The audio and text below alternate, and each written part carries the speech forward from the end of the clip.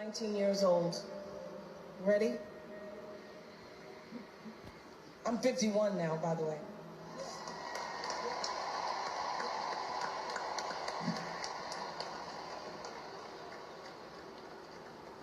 Oh, say, can you see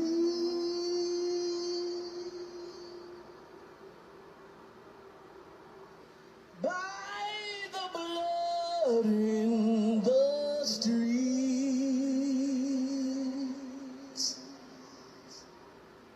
that this place doesn't smile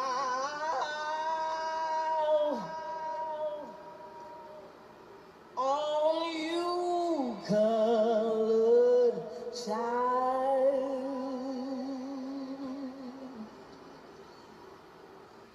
whose blood built this land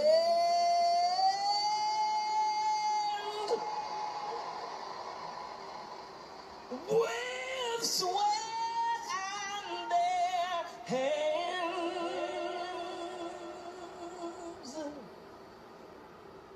But you'll die in this place, and your memory erased. Oh, say, does this truth hold any weight?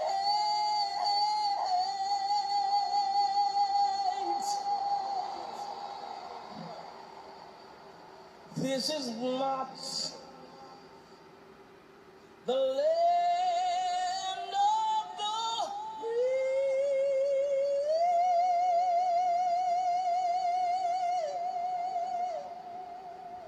but the home of the slave.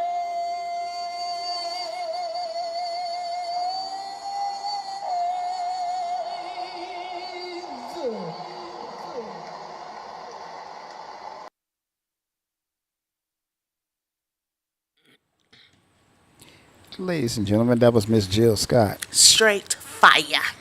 Say it again, baby. Fire. Oh, I love that woman so much. Come on, man. Yeah, that was off the chain. Jesus. That was off the chain. I'm sorry. Anyway, It just. I know it. It was. But unfortunately, she is so right. Yeah, there's so much She to is unpack so with that. right. There's so much to unpack with that. So, that being said, man, welcome to another episode of Melanated Thought. Ladies and gentlemen, where we talk about things that affect the black community. As usual, I'm Reggie O. And I am Mimi the lady. And what a lovely, sexy, beautiful young lady she is. From chicka wow wow. Babe, I don't even know where to start. This has been a hell of a week and a half in the news. Right. But it mostly all came down. Well, this is a new week, so I guess the last week technically. Yeah. I'm gonna say like the last 7 days. Yeah, last 7 days has been. It's been. I told y'all every time we shut these airways down, something else. Yeah, I agree. Something else. I agree. I think this is gonna be a big show. I agree with you 100% because there's a lot to talk about here. We got a lot to talk about anyway. We always you do. got a lot to unpack. Yeah, we have a whole lot to unpack, man. People have to This understand luggage that. we carrying was so big, we got stopped at the TSA on them. They wouldn't even let us on the airplane with all this luggage we dragging. Oh my God, man, come on. Say it again for the people in the back seat. See, we're talking about, baby, your bag is too big. Mm-hmm. It's Oh, crazy. man. It's too much. Oh man. How was your week? You know what? My week has been halfway decent. I can't complain. I mean, it wasn't too much to do, and we pretty much did our thing. We have some new people logging into the show. We got some new fans. I'm telling you, man, our fan base is growing. That is awesome. Thank you all. Thank you so much. Oh yeah. That's a beautiful thing. Let me get some class real quick. Absolutely. I gotta turn that up a little bit. Hold on. Let me give y'all some claps again because I can just barely hear that. Come on, man. There we go. Sorry about the what. Anyway, how was yours, babe? My week has been a week. You know, work, made 50 cent. Big bill came out. Oh, Owe them money because I ain't have, so, same old, same oh, you get old. 50 cent? 50 cent, yeah. I get 50. Oh, wait a minute. I forgot to take out taxes. I get 3 cents. Oh, there you go. I'm about to say, you get 50 cent? I get 3 cents, but then, when you get that 3 cents and think you're doing good, here come a big bill that takes all of it. So, It takes all of your money, man. yeah, so I'm just, I'm blessed to be here. Thank you. Thank you so much. It was Yeah, some buddy. movie that guy, that's all he said. I'm blessed to be here. I'm blessed to be here. That's how I feel. Right. I can't say But other than that, it's been a good week. No family issues, no health issues. Everybody's doing good. Thank you, Lord. Thank you, Jesus. Oh, yeah. Oh, yeah.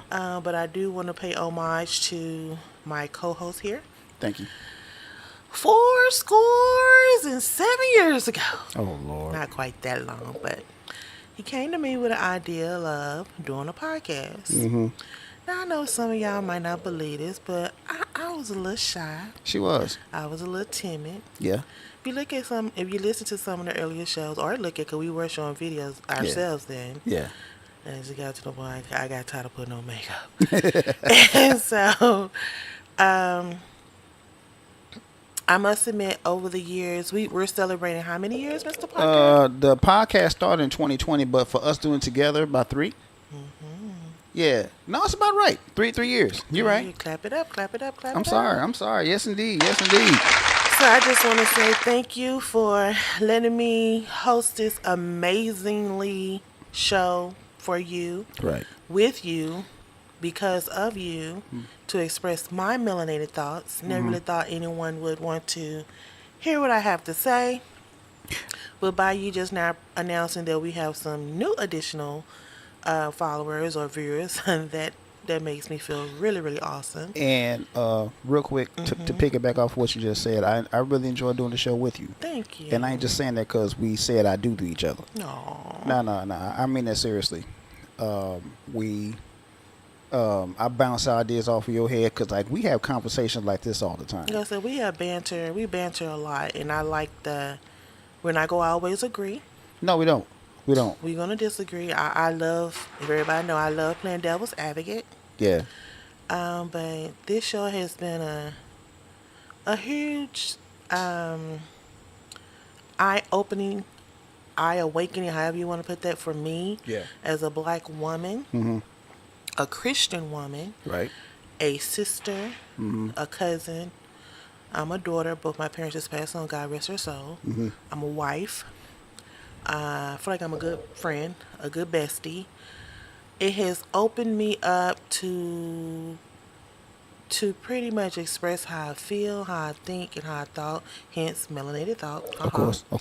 And I just want to say thank you. I never really thought that I would be doing a platform like this, to be on the same platform as other people, podcasts that I listen to, and I be trying to critique them, saying, Shout out to Tariq Nasheed. very much so. So, thank you for introducing this platform to me and letting me ride along, and cheers to you, kudos to you, and here's to another 50. Oh, of course, man. Of course. 73 shows in, and that's a pretty good record because, to be honest with you, most podcasts barely last a year. I know. That's why when I saw that, it popped up on my time, like, what? Yeah. Has it been that long, that many 3 shows? years, man. Yeah. 3 years. Yeah. And like I said, I've been getting on this woman's nerves since 2018. Yeah. So, what? I'm just being honest, you know.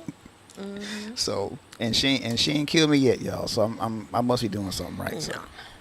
And I also want to mention, too, we had an interesting kind of semi-date night Friday. Yeah. We looked at this movie called The They Clone clone Tyrone. Man, I want to talk about that. There's so much to unpack in that movie.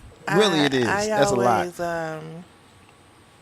I get braids the start of the summer because it'd be too hot to do your hair. So it's time for me to take them down and get some more. So I started taking down my braids. And the whole time I'm like, what the hell is this? Yeah, because she wasn't feeling it at What first. the hell is this? She wasn't feeling it at And first. then he kind of was explaining to me a little bit along the way. Then I started listening to and seeing symbolism. That's a deep movie. That is a very deep movie. It is telling, in the words of Mike Tyson, the truth. And I would recommend you guys watch it. It's on Netflix. Yeah. And I would recommend you guys watch that movie because it's an eye opener and it will make you think. You be like, yeah. I was having a conversation with a friend of mine and he was telling me, he said, hey, when people vanish, how do people vanish and never be seen again? Right. And he was saying they're taking them. He said, have you noticed that a lot of Walmarts are closing? Yep. And by every Walmart, pretty much, there's a Home Depot or a Lowe's. Right. And he said that they're building underground tunnels. At first, when he was telling me, I'm like, okay, what you smoking? He said they're building underground tunnels, and kidnapping people. Those are the people who's down there building those tunnels, because there's going to be a race war pretty soon, and it's going to be the survivor of the thickest. Either you can survive or you can't. Right. And it's pretty going to be a race war. And in reality, if you look at how we're living now, It's getting to that point. our toes is on that line. Yeah, it's getting to that point. We're double dutching with it right now. No doubt about it. No doubt about it. I agree with you on that. Shout out to Jamie Foxx. Didn't quite figure out who produced that movie. I'll have to look that up. But shout out Kiefer Sutherland was I'm a big Kiefer Sutherland fan, Mm-hmm. and Jamie Foxx, and I don't remember the other actors, but John Boyega. yeah, John Boyega, he was in it. Yeah, so it like I said at first, I was like, because with me, if anybody know me, if you don't give me the first 15 She minutes, goes to sleep. I either go to sleep or I'm out. I get up and walk away from it. She goes to sleep, man. But I sat there and it makes you think. Yes, it does. Makes you think. Yes, it does. There's a lot going on in that movie, and I'm looking at the movie, and it caught my attention almost immediately. And so, yeah, there's a lot going on in that movie because my wife will tell you, I'm Mr. Afrocentricity from top to bottom. My wife is probably telling me I'm probably the blackest light-skinned black man she's ever seen in her life. So, that right there, that's right up my alley. Yeah. But anyway. So good date night movie, guys. Oh, yeah, definitely. Well, not date night, but that was our date night movie. Yeah, Friday. yeah. Mainly because we don't get out much anymore. And it's me, but like I said, no, I wasn't gonna can't point keep fingers. living. No, I'm not saying you were, but it's just for a while. Especially now, I don't really get this much anyway because it's, Well, the thing of it too is, hot. It's too hot. And it's a lot going on. For a while, I'm not gonna lie, because I've mentioned it on the show before. Too much is going on. Yeah. And when too much is going on, I sit down. Well, see, that's what you're supposed to do. I mean, because you ain't got to be out in the streets all the time. I sit down because I used to be gone all the time. Yeah, we used to have date nights every But other Friday. now I'm like, let me wait how this. Let me test this. You put your, you lick your thumb and you put your finger outside, try to see how. Yeah. That's how I'm trying to see how this world is working right now. Right. Because every morning we wake up, there's a shooting, there's a killing. Yeah. There's something going on that the United States have no business even being a part of. I agree with you We on should that. not be overseas nowhere right now. 'Cause we got too much There's going too much on going on right now. here. Yeah, right here. But see, that's just me, and I don't know why I and others feel like that, but the people that has the hymns in their hands don't see that. No. And I'm having a hard time understanding it, but I'm gonna get back out there. But it's this. First of all, this sun gonna have to pull down a shade or two Let me just and say start this. beaming all its heat waves on this world. Let me say this real quick. To the Heavenly Father, whatever you're cooking outside, trust me, it's done. Yeah. Okay? Oh yeah. It's done. I know when we were younger, the sun came out. The sun beamed its rays, but I don't remember it being this hot. Well, And I've always lived in Texas. This is my deal. About that. It's always been that hot, but for us being children, we didn't care. Were we that oblivious that we wanted to stay outside in the sun and we was playing in 104, 105 degree We stayed weather? hydrated too. Think about that. We would always that come in water every so often hose. and get that water or get the water hose outside. Or by the time a granny, she'll come in from town and bought 3 or 4 different watermelon, bust them up. We sitting there eating watermelon. Yeah. So So there's several things that we had to do. I guess I never came a little bougie kind of because you can't have me out there in that heat at all. That's pretty much everybody, man, because it's hot outside. I was talking to a friend the other day. She told me, I take medication. I can't be in the sunlight. I'm like, what? What? I can't be in the sunlight in the heat like that. My medication won't allow me. I like, But yeah, it's other than that, I think we just started talking about the show, but this show is very informative. I hope you guys are getting something from it. I hope so too. Well, the fan base, like I said, the fan base is slowly but surely growing. I wasn't expecting it to grow overnight because anything worth doing is worth taking your time with. I'd rather take a turtle pace So, than a right, slow and steady wins the race. 0 to 360, yeah. Right, exactly. So, since we've been doing the show, we've got quite a bit of a fan base. Good. Thank you guys. And we appreciate and we you guys appreciate so much. everybody out there listening, everybody out there that checks us out. And if you like our content, please, by all means, tell a friend to tell a friend, all that good stuff. Absolutely. But anyway, let's get this music cracking, baby. All right. And those books. Oh, yeah, we'll get to them in just a second. Let me get this music cracking. So, and as usual, ladies and gentlemen, ooh, that's a groove right there. Yeah, I did this one, man, a few years ago. This is right about the same time we did the podcast. Yeah, that's about that time. Slow groove. But let's get to these books real quick. Books every black person should read at least once in their lifetime. One book that I have is pretty pertinent to what we're going to talk about because we have a couple of stories. We have a lot of subjects we want to talk about today. And this one is pertinent to one of the subjects. It's called Without Sanctuary. It's written by, I can't remember the name of the authors of the book, but it's basically a pictorial history of lynchings in America from the 1800s up until 1965. And I think every black person should definitely look at this book, especially the young people, so they can have a better appreciation for what happened. So hopefully they can get some act right once they read this book, because they would literally take black people, black men especially, drag them out of their homes in front of their wives and children, string them up on a tree, and in some cases they would barbecue them, roast them live. And just a little bit of a history lesson for everybody out there. The term picnic came from the words pick a nigga, because that's exactly what they would do. They would pick a black person, lynch them, and then have a lunch afterwards, and wouldn't think twice about it. Because in some of these pictures in this book, Without Sanctuary, you'll see white men, women, and children smiling, just laughing, like they just saw a circus.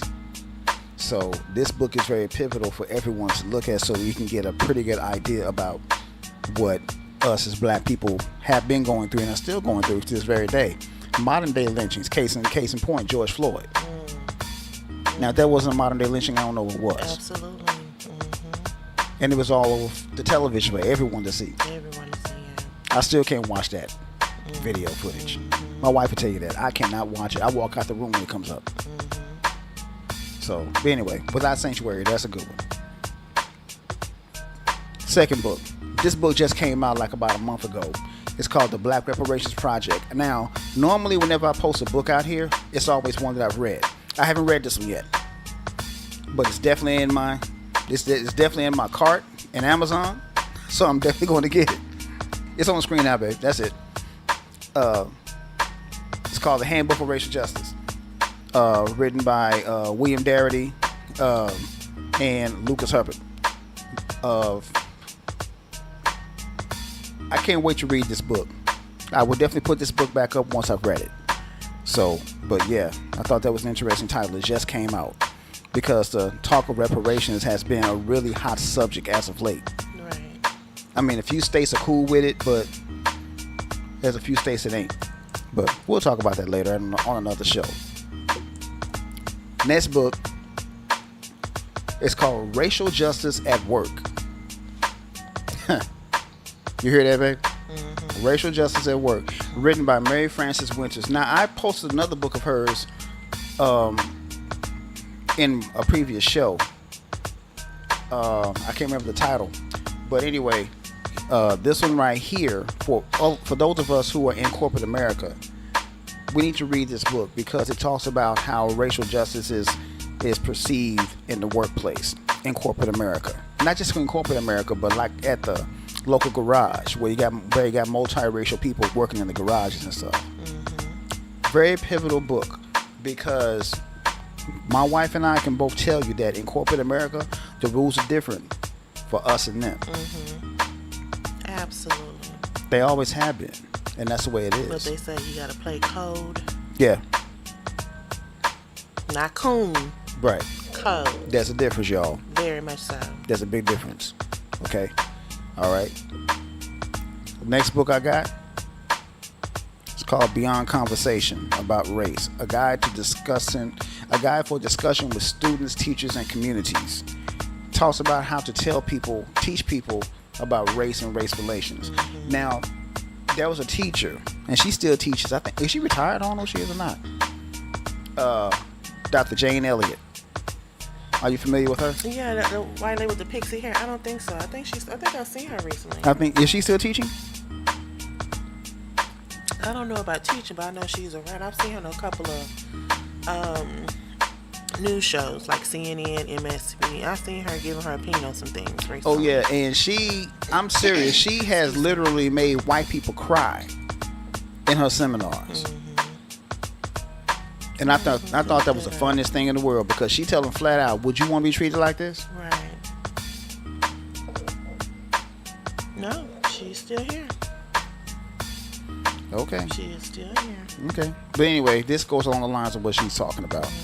But it's a really good read, y'all. It's a really good read, especially if you have children, and if their children have, multicultural friends. Because I know when I was growing up, I had a couple of white friends. I definitely had some Chinese friends. And living in the part of Oklahoma that I lived in, a lot of Native American friends. So it was like a big melting pot.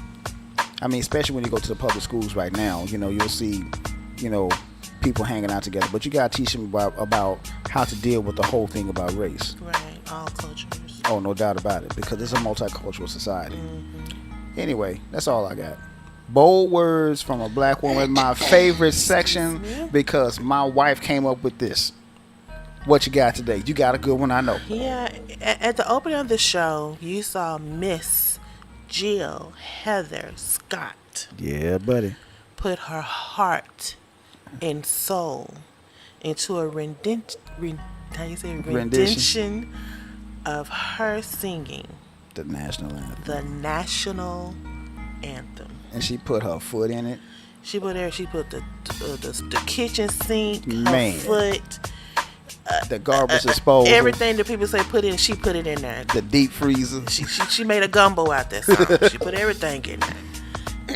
Shout out to Gumbo because we went to Papa Do's today for lunch. Yep, we did. I wanted to pay homage to Jill Scott in her rendition because when I heard it, I had heard it before. I'm like, what is this? I just thought so because she does something like that in her concert all the time. But when I went back and looked into, I said that's not what she did before. It sent chills down my body, up my spine, made my chest stick out, and I was so proud. Hell yeah. Because when I say she put her foot in each and every note and sung it so boldly, it's amazing. It's beautiful. And with her rendition of the national anthem, you know who this reminds me of? Miss Billie Holiday. Strange fruit. Exactly. Strange You know fruit. where I'm going with this, right? So that's what this reminds me of. And of course, the dominant society, white people, don't like this right here. Yeah, she got a lot of backlash for this. She got a lot of backlash First for of all, let me give you a little history. Jill Scott is an American singer, songwriter, model, poet, and actress.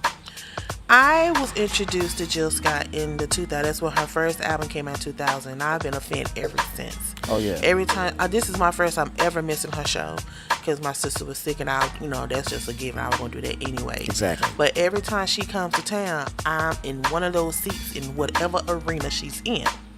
In 2000, her debut album, Who is Jill Scott? Words and Sounds Volume 1, amazing. It was a good album. and it went platinum, of course. It was a good album. And then she followed up with Beautifully Human, Words and Sounds Volume 2. Yeah. And then after that, The Real Thing, Words and Sound Volume 3. And both of those went gold.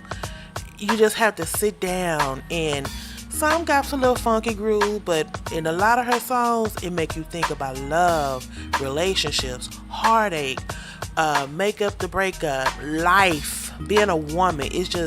It's so much in all her music. It's just make you feel good to be a woman. Right. And it can relate to you men too. It really can. Make you probably understand a woman a little bit more. But the reason why I wanted to say this about her is that she took her platform and did her rendition of that anthem.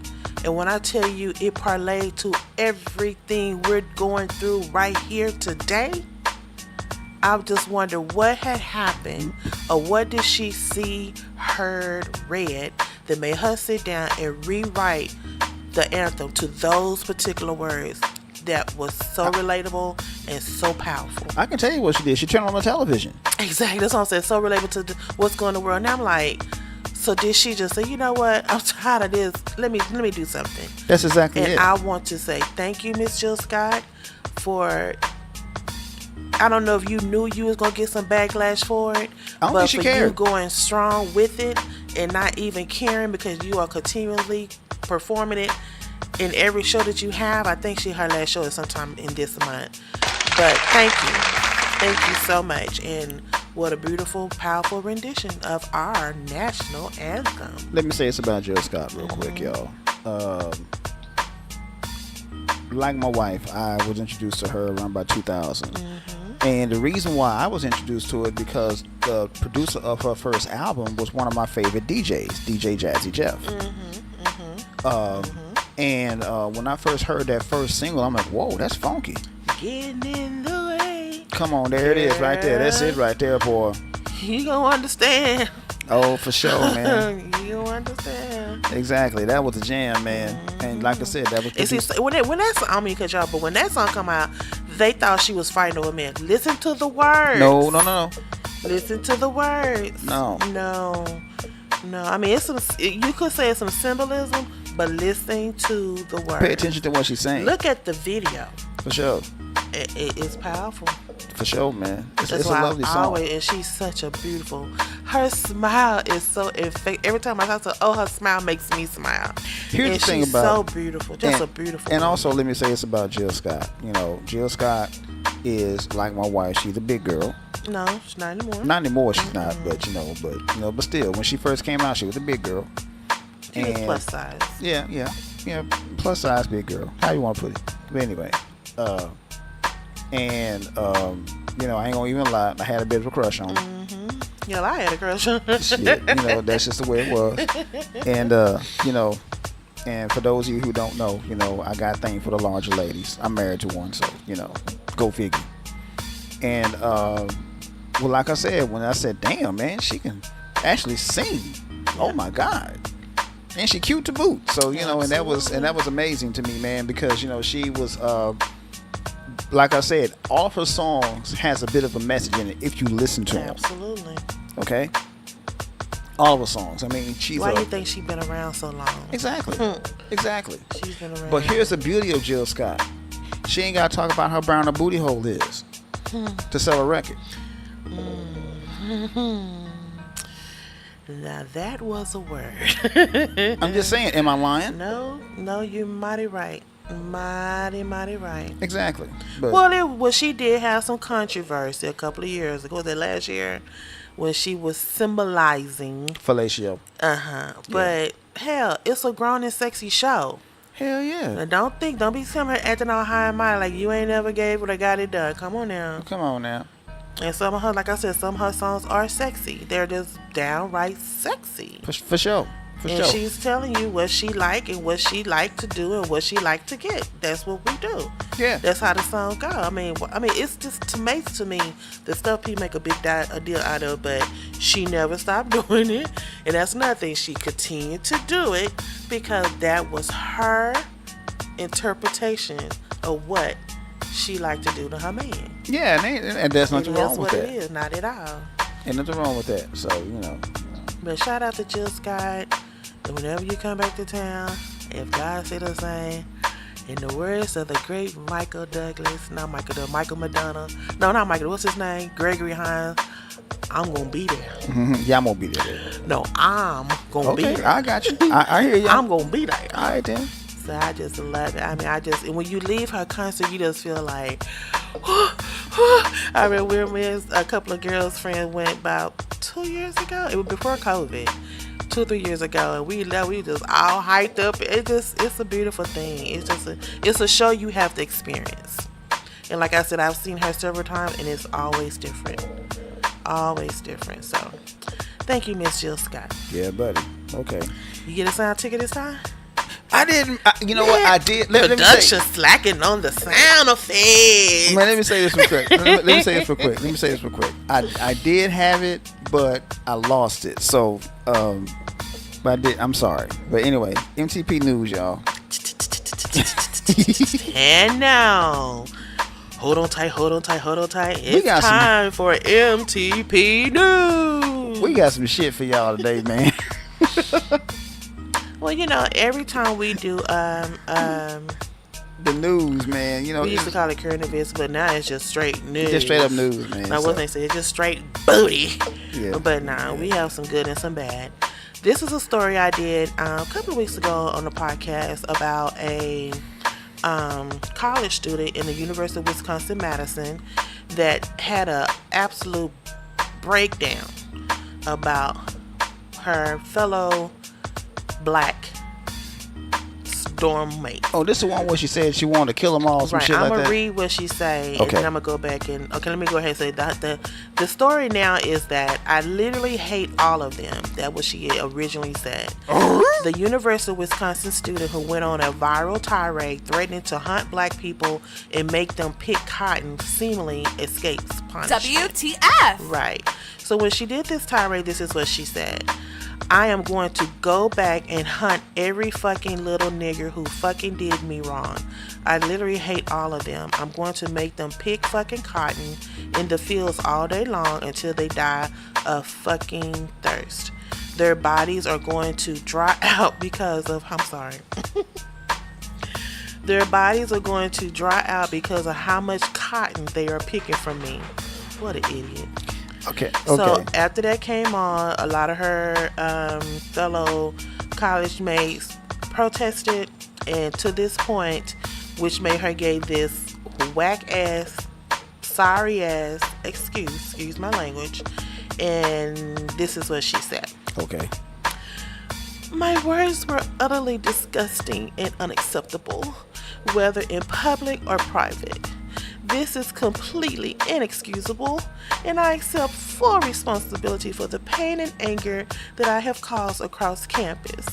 Moreover, I know that no words can do or undo the hurt I have caused throughout the community, and for that, I am deeply sorry. No, what you need to do is get kicked out of campus, out of school.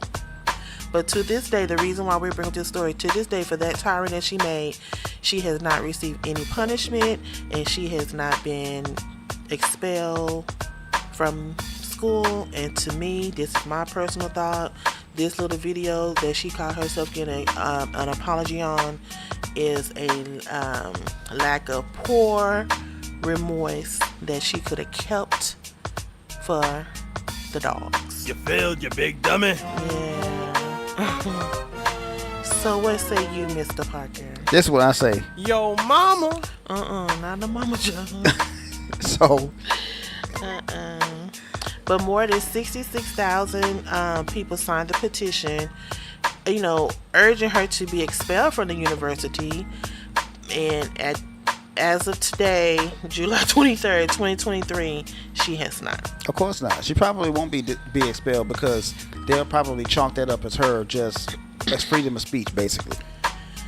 You know how they do with white folks. The reason why I kind of chuckle because she's such an idiot that she thinks that by them picking cotton, I guess, while she just go have them out there from sun up to sundown, Yeah. that their bodies are just going to dry up from picking cotton. Well, you know, back in the day, they did work them to death, literally. A lot of them would drop dead. Do you believe her? Don't believe what? Was she her apology? No. Come on, it's the same old bullshit apology. I mean, this was a. She can say what she wants to me, but that was an attack toward black people. Here's the thing. And this it's getting out of hand. Here's the deal with that, babe. Here's the deal with that. She is just saying what everybody else is thinking. Basically, you know it and I know it. So that being said, if that's how she feels, that's just how she feels. But my point I guess the point I'm trying to make is this right here. She can say, unfortunately, she can say whatever little fucked up shit she wants to say, and nothing will happen to her. I mean, like if you listen to her words, you can say she said, "I'm gonna get back." So get back means somebody must have did her wrong. Well, see, and so I guess some black person must have did her wrong. Well, yeah, probably so. There's no telling. But unfortunately, because of her words that she's chosen, she's come across as being racist. That's pretty much what she is. I mean, let's just call a spade a spade. That's and what I meant she to say spade. Yeah, that's what she is. She's a racist. So you know that's just the way it is. But to be filled with that much, to have that much venom come out your mouth at that age, whoo. Yeah, that's not saying very much for you, now, is it? And now is that instilled homegrown? Yeah. Because again, or were you just quote unquote having a moment? No. She wasn't having a moment. She's saying what she really feels. Mm-hmm. Because think about this for a second, and you know the old folks always say 2 people tell the truth. No, 3 people tell the truth: drunks, children, and people that are pissed off. Mm-hmm. She's pissed off, so therefore she's telling the truth. Mm-hmm. Absolutely. Well, shout out to you, Miss Ma'am. Like you, another one got off. Exactly. And let's piggyback off of this one. Quote unquote, want to see a white man fuck up a nigger. Ooh. Missouri man who allegedly yelled racial slur before fatally stabbing black man only charged with quote unquote peace disturbance. This happened in Kansas City. Kansas City, Missouri, or Kansas? Kansas City. I think it's Missouri. I'll find it and let you know. Okay. Yes, Kansas City, Missouri. Okay. Of course. Not quite sure how to take this story.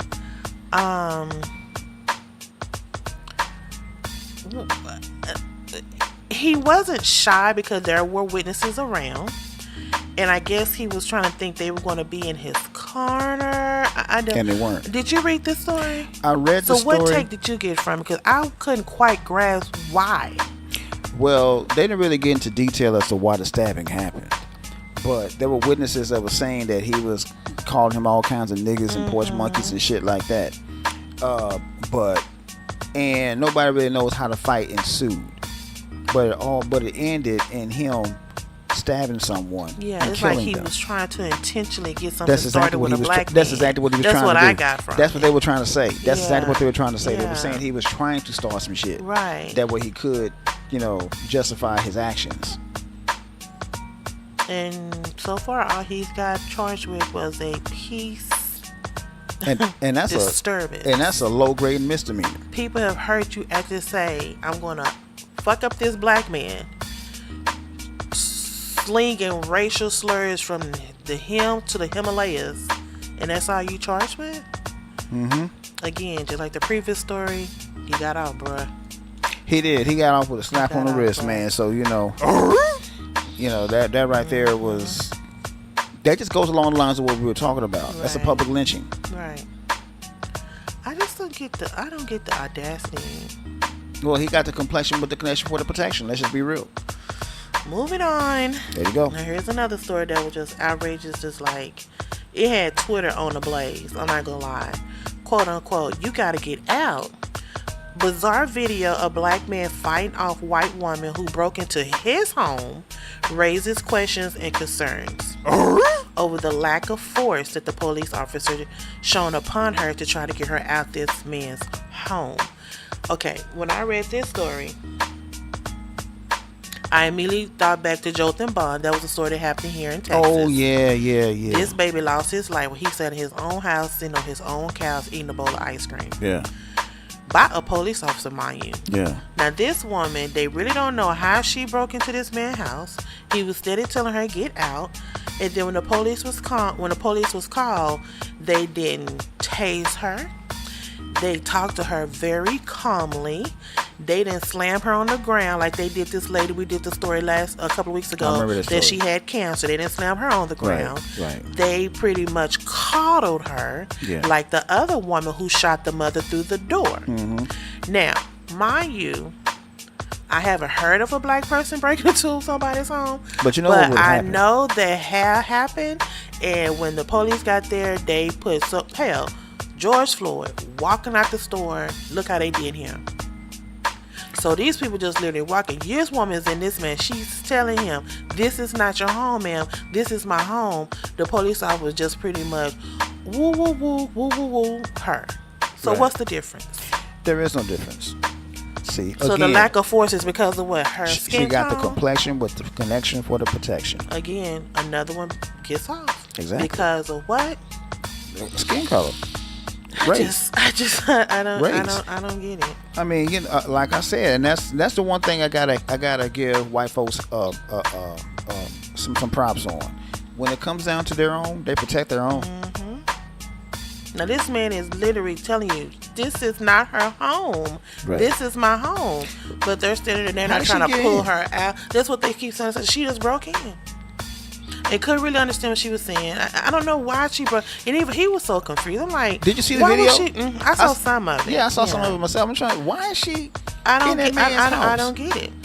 But when the police got there, they took like forever, like molasses moving, right, to get her under control. To come. I mean, it's just like they wanted her to go off like that for some reason, which I don't understand. I don't get it.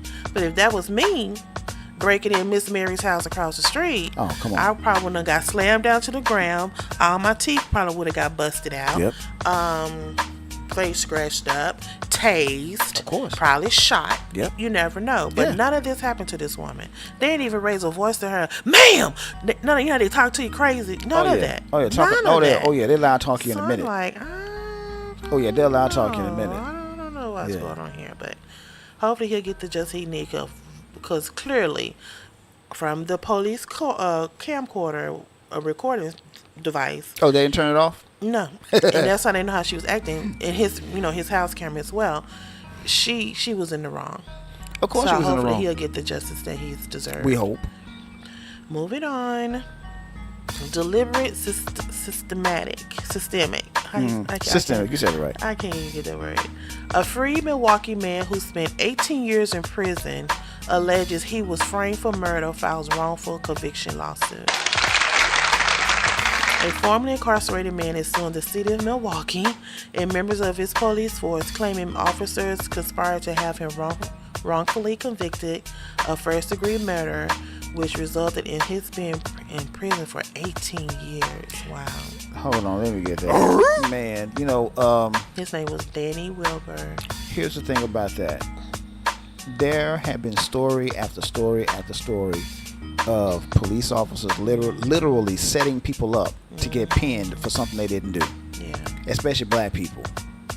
So at least I love the fact that they stand strong in their convictions. Yeah. I really, really do. I look at it like this. You gonna accuse me of something? If I didn't do it, I'm not gonna confess and say I did. That's stupid.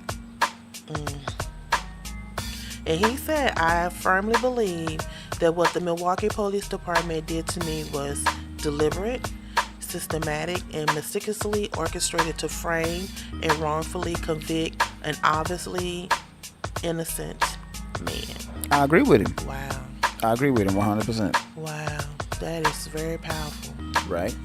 So again, I hope this young man get the justice that he deserves, because he got it. Yeah.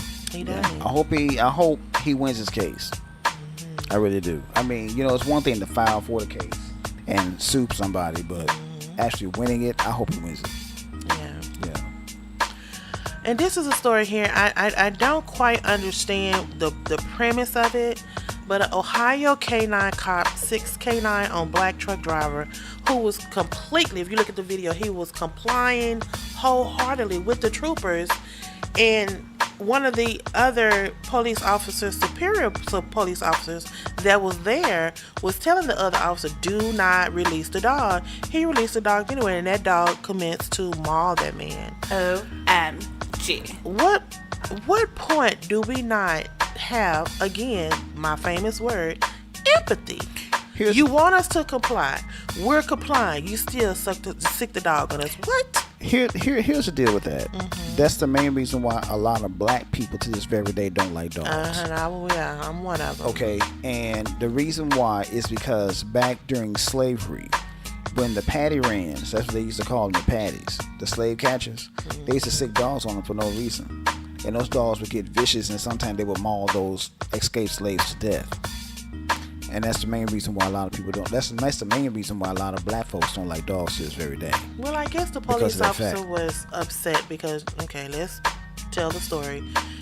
The black trucker was trying to evade the law. He took them like on a little high-speed chase. But even still, the man got out. He was complying with what you wanted him to do.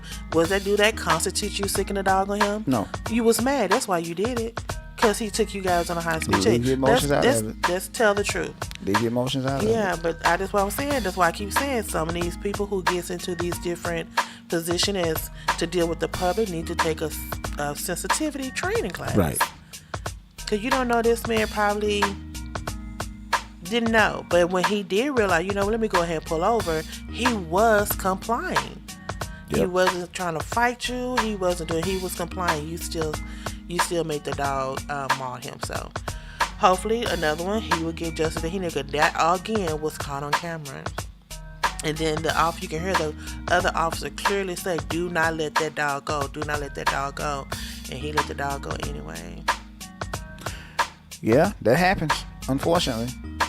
Like I said, that's the main reason why a lot of black people don't like dogs. Yeah. For that very reason. Because they used to get dogs sick on them. Even during the 60s, what did they used to do? Yeah. During the civil rights movement, what did they used to do? Dogs and water hoses. Thank you. Dogs and water hoses. I don't know. It's crazy. It's crazy. It's wild, man. What else you got, babe? This next story, I again with the systemic racism, quote unquote, it was wrong. Arthur Ta-Nehisi Coates attends school board meeting in support of South Carolina teacher who was told to stop using his book in lessons on systemic racism. Now, the man who wrote the book, Ta-Nehisi Coates, is sitting up in the school board meeting, and he know what the book is about. Yeah. And they're telling this teacher that she couldn't use it. He's sitting right there. If you have a problem, ask him why did he write the book. Y'all make an assumption about what the book was about, which was totally wrong. I don't get that. Well, here's the thing about that particular book. I used to have a copy of that book, and I let somebody else read it, and I never got it back. So I know what book they're talking about. And to be honest with you, I'm on the fence about Ta-Nehisi Coates in the first place because when they were talking about that reparations thing to Congress, he was kind of against reparations for black people. So that's kind of why I'm on the fence about that with him. But anyway. Well, the reason why this school board meeting was called anyway, because students in the name of it's called Mary Woods Advanced Placement English class at Chapman High School in Chapman, South Carolina. They wrote to the school board to express that the unit being discussed, which is Mr. Coates' book, made them feel, quote unquote, uncomfortable. Of course it did. And, quote unquote, ashamed to be Caucasian. Well, see, and I was getting to that. And that's another reason why this book is in question right now, because to be honest with you, basically Ta-Nehisi Coates, if you read the book, he's actually telling the truth. And that's the problem. What did Ice Cube say when NWA was going through that little thing whenever they went on tour? Tell a little truth, what happens? People lose their minds. And that's pretty much what happened. And see, that's the problem with white people now. That's why they don't like to talk about race and racism, because they know that racism is their invention. And they don't want to feel sorry for what they did. And that's the what problem. He did. Mr. Coates wrote the book in 2015 as a letter to his teenage son about how racism and violence based on skin color are part of American society. There you go. The book also discusses how it feels to be black in America Yep. from his Perspective. Yeah. perception. Yeah, there you go. See, there you go. So, how did this make you feel like you was embarrassed to be? Is what? Hello? Is that guilt? That's exactly it. What I just say? I just said that, right? Ringing your doorbell? I just said that, right? Go ahead and answer it. I just said that, right? Yeah. See, told you. Go ahead and open it, because that's exactly. Okay. The name of the book, if any of you guys are interested, is called Between the World and Me. Between the World and Me. That's it. Mm-hmm. Between the World and Me. I used to have that book. I need to get it back. I need that in my library. So that way when we do get our house, it'll be right there so people can read it. Well, I don't know.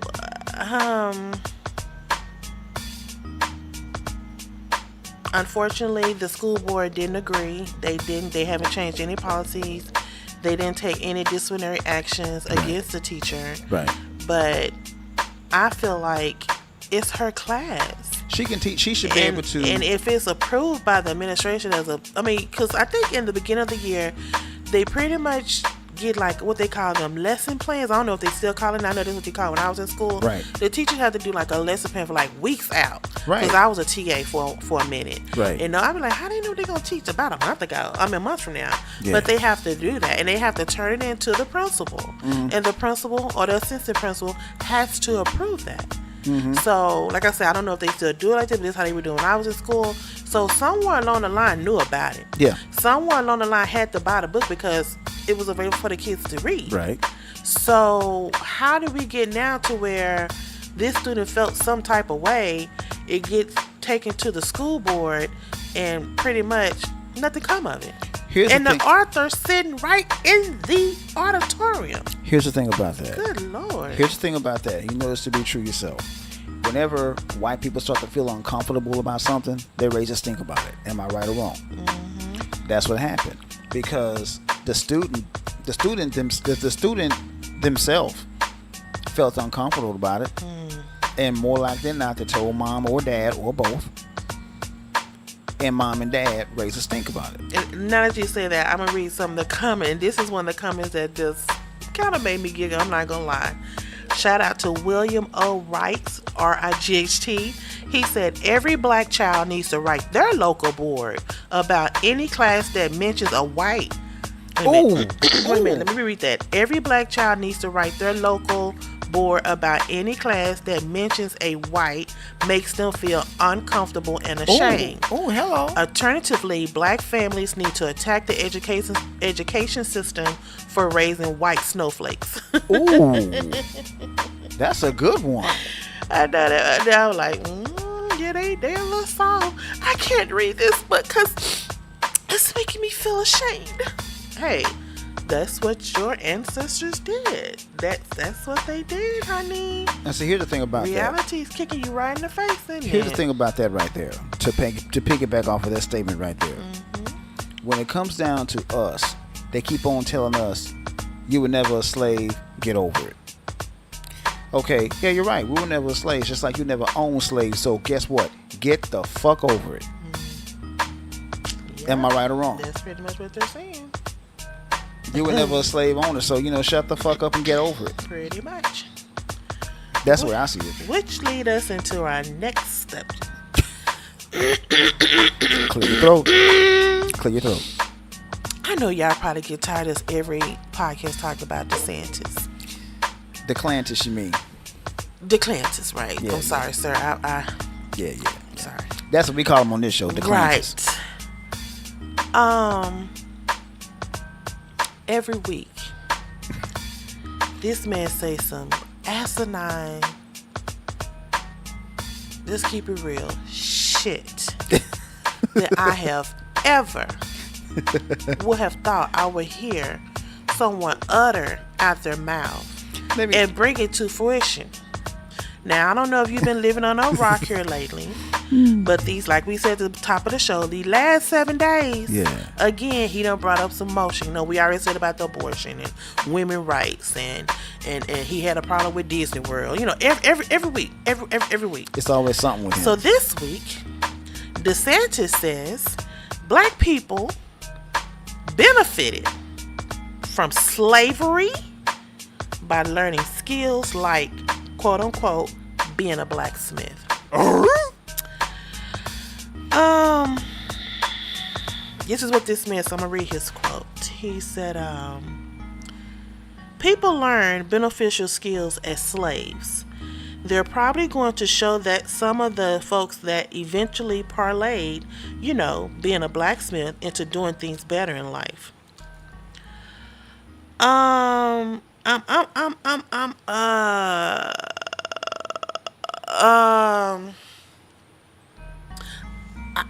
haven't experienced slavery. Not back then. I feel like I've experienced modern day slavery the way I work. But thank you, God, I got a job. But come time, Lord. When these people were being a blacksmith, working in the fields, what they call them, cobblers, which is the one who repair shoes, all these different skills that slaves did, I don't remember seeing a white man teaching them how to do it. I remember seeing an elder black slave showing the younger black slave, and that's how we got now. When a black man get a business, they show their children how to do it, and eventually some of the children do take over their father's business or their mother's business, and that stems back from slavery, because a slave would start doing, like, for instance, will become a blacksmith. He would show his children how to be a blacksmith. Right. Someone would carry on the tradition, because I read this article the other day where it was a 60-year span of this business being in business, and every year generational would keep it going in the family. Yeah. It was a generational legacy of that particular business. That's called generational wealth. Right. But we'll talk about that on another show. Maybe I'm missing the point of what he mean. Maybe he mean this sincerely. No, because like I just said, generation, that benefit of that slavery that he said is what constitute benefit, or what you just say, the generational wealth now. No. It turned into generational wealth. That's not what he meant. Maybe he just didn't say it the right way. That's not what he meant. Considering who we're talking about, that's not what he meant. Right. You know, but I'm trying to get this man the benefit of the doubt. Because he stands up here on these public forums and spit this utter asinine shit out his mouth. Right. And he says so passionately and so hard, like, you know, they benefited from slavery. Right. I'm like, oh my God. This man has said some of the dumbest shit that I've ever heard. I'm trying to tell you, every week. So, every week. I mean, with him saying that, that's just like, I'm just gonna go ahead and go there. I talked about this at lunch today. Mm-hmm. That's just like if a man rapes a woman, and he looks at her and says, "Well, at least you're not a virgin anymore." That's some sick shit. You know what I mean? That's sick. I mean, come on now. Sick. That's exactly what that's like. That's exactly what that's like. And then, on top of that, he has approved an African American studies curriculum that teaches the personal benefit of slavery to the middle schools. It's gonna be what? Okay, let me say it like this. This is how I took what he said. All the black history that's being taught in schools right now, he's gonna pull it, but he's gonna have certain aspects of the American slave, of the American history, taught to different school levels. Like the middle school gonna get this part of history, and the high school kids gonna get this part of history, but elementary they may or may not get taught black history. Y'all, to me, this man is trying to erase anything that has to do with black history. To this, like I said before, I don't understand his motive behind this. I do. I wish somebody would ask him. But why are we trying to And I've always said this. Yes, Black History is February 1, the shortest month of the year. Yeah. But Black History can be taught every single day. I get an email blast to my email every morning, and I put in there what happened on this day in Black History. Mm-hmm.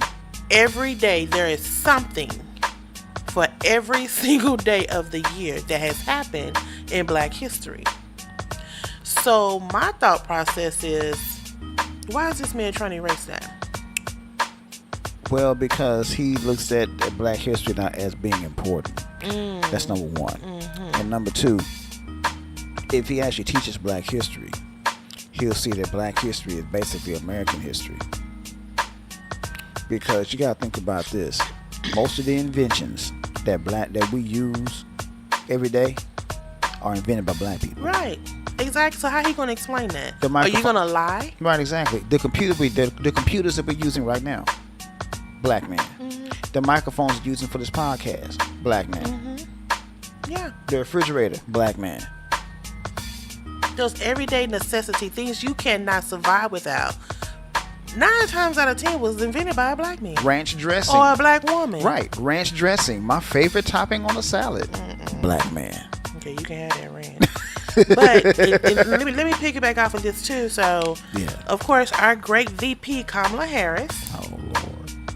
She has gone down to Florida to quote-unquote blast DeSantis for his disturbing new education standards on Black history. She made a point to let y'all know she went to a public school. So even though we were supposed to be living in a suburb, I went to a public. I didn't go to a private school. My high school, elementary, college, none of them was private. So all of my form of education was from a public school. So, and like I said before, they did teach us some things but they taught us the bare minimum of Black history. Right. So if we only getting taught the bare minimum, and he's trying to take that away, good Lord. Well, unbelievable. Here's the thing about that. They are trying their best to erase Black history from the history books altogether. They've been trying to do that for the longest. Mm-hmm. Okay? But here's my deal. And I've always said this, and I continue to say this on this very podcast, and I'm going to keep saying it again. Black people, teach your children Black history. Mm-hmm. Because if you think about it, you have to. Yeah, because the schools, they're not even teaching the Black history out there correctly, if you ask me. They're not. So yeah, you're right. You have to teach your children Black history. Exactly. The correct way. I was taught. I mean, my stepfather, shout out to Mr. Jerry Martin, he gave me the starting point to Black history. Mm-hmm. I got 3 books. I got 3 volume set right there. The Ebony Pictorial History of Black History of Black America. Absolutely. My mother bought those books when I was young. She bought them in 1973. And I've had those books, and I have read those books ever since then. Okay? So that was a starting point for me. And I've continued that. And I've expanded upon that. And I continue to do that. I've taught my wife a few things. I've taught several people a few things about Black history. And the thing about that is, and I think this kind of messed up. My wife went to what? 2 HBCUs, babe? Yeah, very much, yeah. She went to 2 HBCUs, and they did not teach her anything about Black history. She learned more from bare minimum. She learned more from me on Black history than she ever did. In research, right? Yeah, exactly. So, okay. But my point is this right here. We as Black people need to teach our history to our children and teach it the right way. And not just talk about Harriet Tubman, not just talk about Malcolm X, not just talk about Dr. King, not just talk about Rosa Parks. That's the bare minimum. That's the bare minimum. Yeah. Get deeper into that. It's scary. Right. Talk about it's scary. Yeah, talk about the H. Rap Browns. Talk about the Stokely Carmichaels. Right. Talk about the Marcus Garveys. Talk about the Mega Evans. Talk about the Dessalines. Talk about the Denmark Vesey's. Talk about those guys. Talk about the John Horses. Talk about the Tuskegee Airmen. Mm-hmm. Get deep into it. Talk about Sojourner Truth. The 4 little black girls just trying to go to school. Thank you. Talk about them. And they bombed the church. Talk about that. It's scary.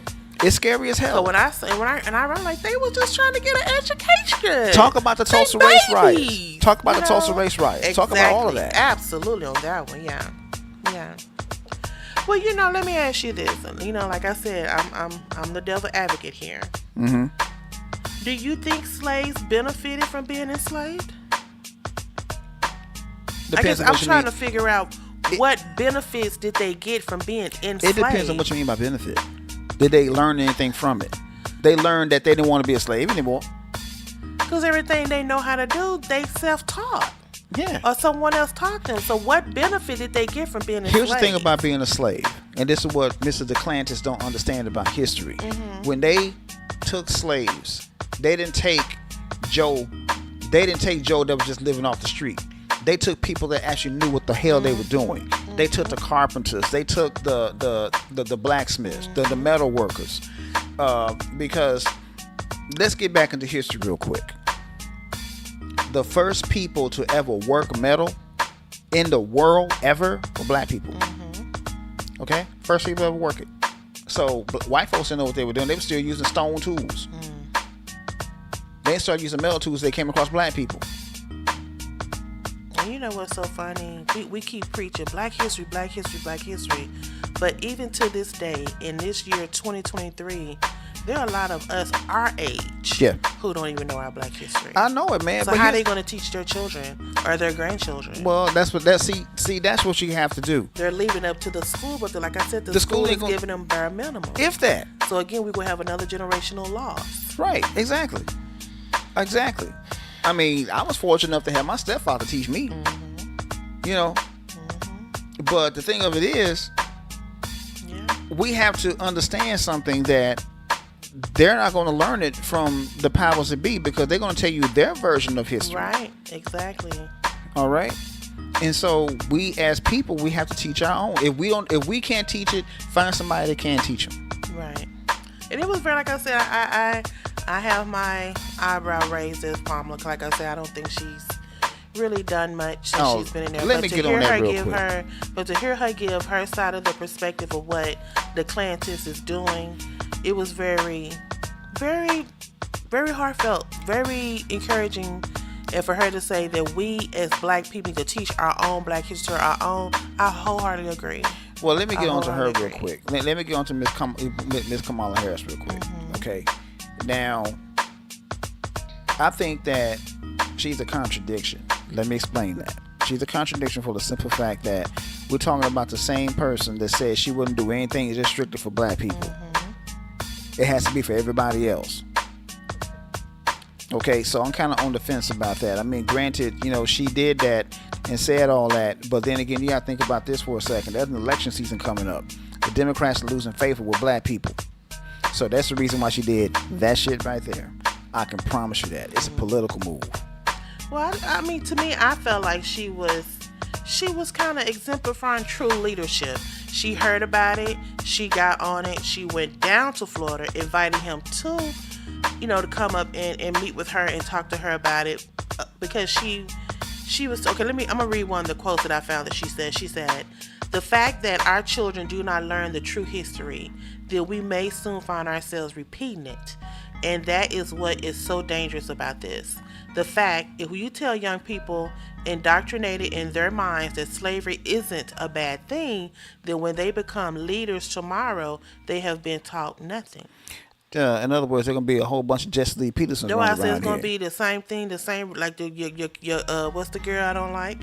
You like the Candace Owens. Yeah, it's gonna be probably more of them. Yeah. Clarence Thomas. Oh my God, yeah. And Jesse Lee's and Candace and Alan West. Herschel Walker. It's gonna be Larry Elders. Yeah, triple a whole bunch of them. that. Yeah. And then by them being so, these young people these days are so headstrong, their rhetoric are gonna be so. The fights, you could be like, oh Lord, well maybe you gonna start questioning your own black history. Right. So right. Yeah, because start saying, well, slavery wasn't really that bad. It wasn't that bad. That's like telling the Jews, well, the Holocaust really wasn't that bad. Right, now was it? You learn how to do this, that, and the third, didn't you? And like but I said in lunch today, that's just like, they talking about slavery, but they're just like Jews with, like you said, the Holocaust. Neither one of those, the Holocaust nor slavery, was something that anybody signed up for. No, they exactly. was forced into into it. Yeah, So make it make sense. right. Make it make sense and make it make sense to how they benefited from it. Like my grandmother used to always say, if you're gonna tell the story, tell it the right way. Absolutely. But I'm gonna say this story as well, and I got one more that's kind of heart wrenching for me. Right.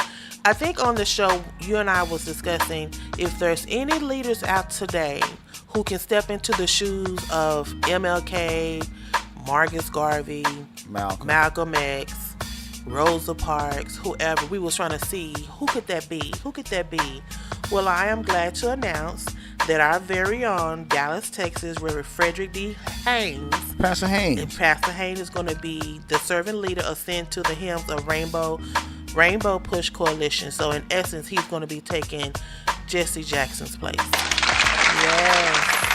I can honestly say this real quick. I like Pastor Haynes. Me too. Because I think we said that. Yeah, we did. I like Pastor that. Haynes. Mm-hmm. Pastor Freddie Haynes, man, he's grassroots, basically. I mean, he tell white folks what he thinks and don't think twice about it. Yeah. He don't sugarcoat nothing. No. I mean, and here this past election cycle, he didn't try to force black people to vote Democrat. Right. He told black people flat out, leverage your vote and use it to your advantage. And so that's why I like Pastor Freddie Haynes. If you don't know, he's a senior pastor of the Friendship Well Baptist. Yeah, Friendship West, a big black church, but they are diversified here in Dallas. But this is what he said. He said, I'm taking on the mantle as president and CEO of the coalition. And I plan to continue Jackson's legacy of advocating for vulnerable African Americans. He acknowledged unique challenges his role will entail and expressed his optimism about the future. He reiterated his commitment to pushing for change while embracing the organization's historical struggle led by civil rights pioneer Reverend Jesse Jackson and Martin Luther King Jr. So kudos to you, Reverend Haynes. I had mentioned you before, 'cause I kept saying, who do we have now that won't be scared that they might lose their life or pick up that baton where it was having left off? Though we got congratulations, we got Pastor two. Haynes. We got two now. Mm-hmm. We got Pastor Freddie Haynes and we got Minister Louis Farrakhan. Because Farrakhan, even though people don't see what he has done on television, because he's done a lot for black people. You just don't see it. And the reason why you don't see it because he don't want this shit publicized. Okay, so brother Minister Farrakhan, but he's starting to step down now because of his age and his health. And he's trying to groom somebody now to take his place. Don't know who yet, but Minister Farrakhan and Freddie Haynes. Well, I'm just proud because, like I said, he's a local Dallasite. Yep. And just to see, like I said, I love hearing him speak. I love his passion, his enthusiasm, and I think he's gonna, the same way Jesse got in there when he was much younger and when he first came in there, I think Pastor Haynes is gonna pick up the reins and take the ball and run with it. Right. I hate to finish the MTP news like this, but it has to be brought up. Quote unquote, to be taken away in such a way. A family says wheelchair-bound 6-year-old went without oxygen for 40 minutes as she suffocated on a bus after allegedly being neglected by a school monitor. Now, let me say this real quick before you continue, babe. Let me say this real quick. As a brother of a special needs person, this story right here really struck me because I'm going to be honest with you. If that were my sister, me and my wife would be on the first thing smoking. Absolutely. To go kick whoever ass was responsible. Because I'm going to be honest with you, I will stomp that person the hell out and won't think twice about it. I would gladly go to jail for that. So go ahead, babe, continue. A New Jersey school bus monitor was charged with manslaughter after authorities said she neglected to keep her eye on a 6-year-old with special needs in her charge who suffocated under a bus harness on the way to school. WTF? The little girl name is Fahar, F-A-J-R, Fahar Williams. She boarded a bus Monday, headed to an extended school year program, New York City. The 27-year-old bus monitor, Amanda Davila, She secured for her in her wheelchair at the back of the bus and then proceeded to sit toward the front with her earbuds in both ears and eyes on her phone.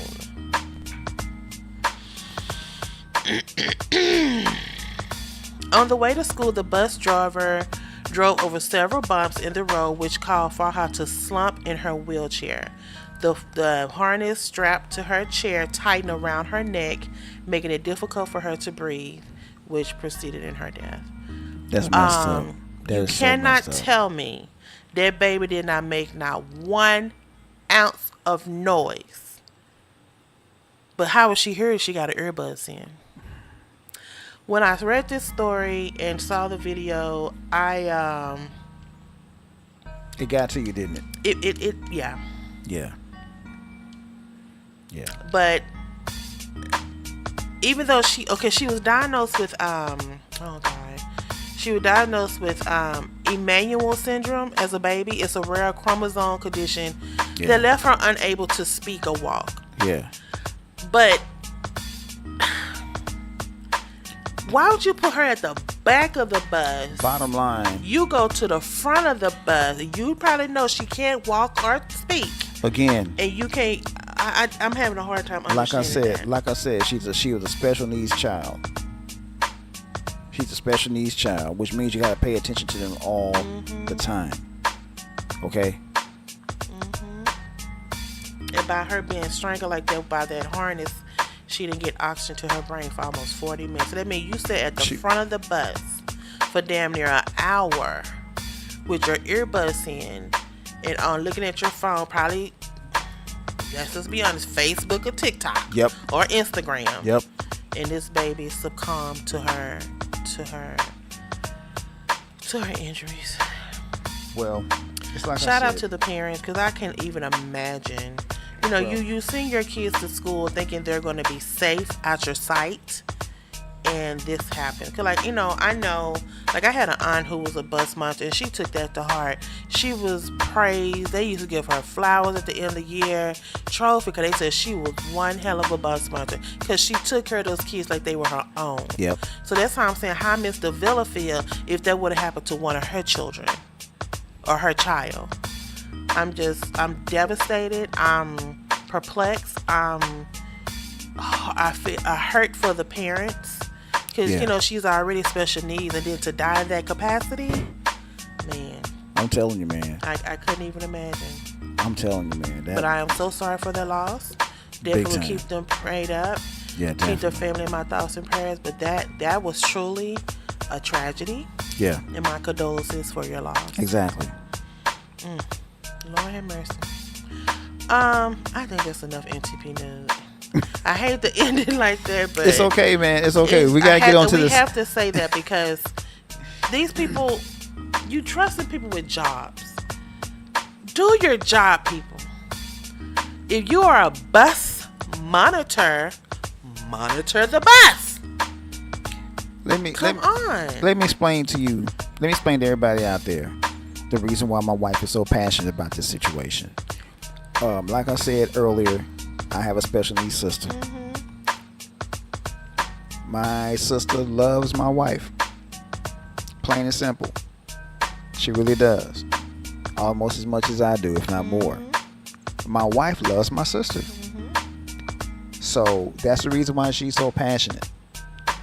I feel like you're taking advantage. Exactly. Of their That's why I see it. That's why I see it. And I'm trying to hold back the emotions right now, because you know that right there. I would be pissed off to the highest of pissed. Oh yeah. And I'm looking for the person responsible. Absolutely. That's just me. That's my sister. My job as her big brother's protector, because I did on several occasions. She suffered at the of hand course, of yes, someone else. yeah, exactly. That wasn't her fault. So you know that right there is enough for me right there. So that's the reason why my wife is so passionate about the situation. Okay. Well, let me mention this one as well, because I thought I was done, but I want to talk about this one. Go ahead. The popular black social club, The Gathering Spot, receives backlash from members and social media after introducing a new white CFO to replace black co-founder. And now they're calling it gentrified. Now I will play a sound effect on that, but the sound effect machine went down. The batteries died on it. I forgot to charge it. But anyway, Here's the thing. You know, now I'm gonna say this because it came to my spirit when I read this story. Why don't you and I try to become members of the KKK? Not just members, the president. It has happened. I mean, there was What a black man's old KKK? the Black Klansman. Spike Lee did a movie about it. That actually happened. Oh, Denzel Washington's son. Yeah. But look how he had to do it. Yeah. I don't know how I feel about this story because, like I said,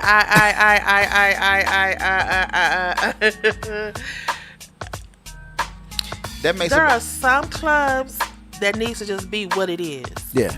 I know we're trying to gentrify, we're trying to diversify, we're trying to cut all this, just this, but some things just do not need to be touched. I agree. And I'm going to piggyback off this story. I think I talked to you about it, either my sister about it. I don't know if you heard about it or not. Shout out to the Divine Nine, but the AKAs, allegedly, I don't know how true this is, so I'm going to use the word allegedly, is now accepting trans women into their organization. I heard about that. And when I read this story about the social club, that immediately thought that story I read about the AKAs popped in my head. Now, some things just need to be left alone. If you want to be a trans woman, that's fine. But the AKAs clearly say it is a black woman organization. Woman. Okay, yes, they have let other races in along the years, so I think they have removed the word black. So now it's just a woman's organization. With emphasis on the woman. Right. You are a trans woman. Not a biological which woman. means you was born a male. Yeah. Maybe you have had the surgery to give you female parts. You probably looks like a total woman. But it's a birthed woman's organization. Yeah, I agree. And just like this one right here, a popular black social club. They got a white and they president didn't say why they got rid of the black, that why they replaced the first black CEO. So I don't know. They didn't even say what happened. But now it's called the gentrified spot. It's not even black. I don't know how to take this story. I just... Well, I don't know. When I saw that story... Everything don't need fixing. You know what I'm saying? I agree with you on that, Everything- man. Leave stuff alone. I mean, I know people want inclusion in a lot of things, but something just don't need to be... what is it? Move the cheese, like that book, Who Moved My Cheese? Everything don't need to be diversified. I'm just gonna be honest. I agree with you. I agree with you. 100%. That's some people join organizations just because of that. Yeah. Just like the FBA. Yeah. Financial. How would you feel if, like, we went to that conference not too long ago? Yeah. I think we did see a couple of white people there. Very few. They were taking pictures. But I didn't see too many, like, speaking. And you wasn't going to see I it. didn't see too many vendors. Right. So some things just need to be well left alone. I agree. Now there are country clubs out here. There are organizations out here. Who is it? Who application is this? Yeah. Now there are some white people that got what they call black names. Yeah. Like I said, I finally met a white Marcus, which I never thought I would, but he is a white guy. Yeah. And it was another guy said he was white, and I said he white. He had like kind of like what they call an ethnic name. Yeah. Jamal. Oh yeah. I met a white Jamal. I met a white Jamal before. You know, it's Screwed in me my up when I mind. saw it. Exactly. Come thinking, of course he's black. Jamal. Everybody knows that's a black man name. But he's a purebred white boy, blue eyes, blonde hair, white boy. Yeah. So I know some things, and I know people might think I'm coming off as being racist, and this is a new time and age, and people are diversifying, and I get that. But some things was created way back yonder for us to have something of our own. Can we not just have something of our own?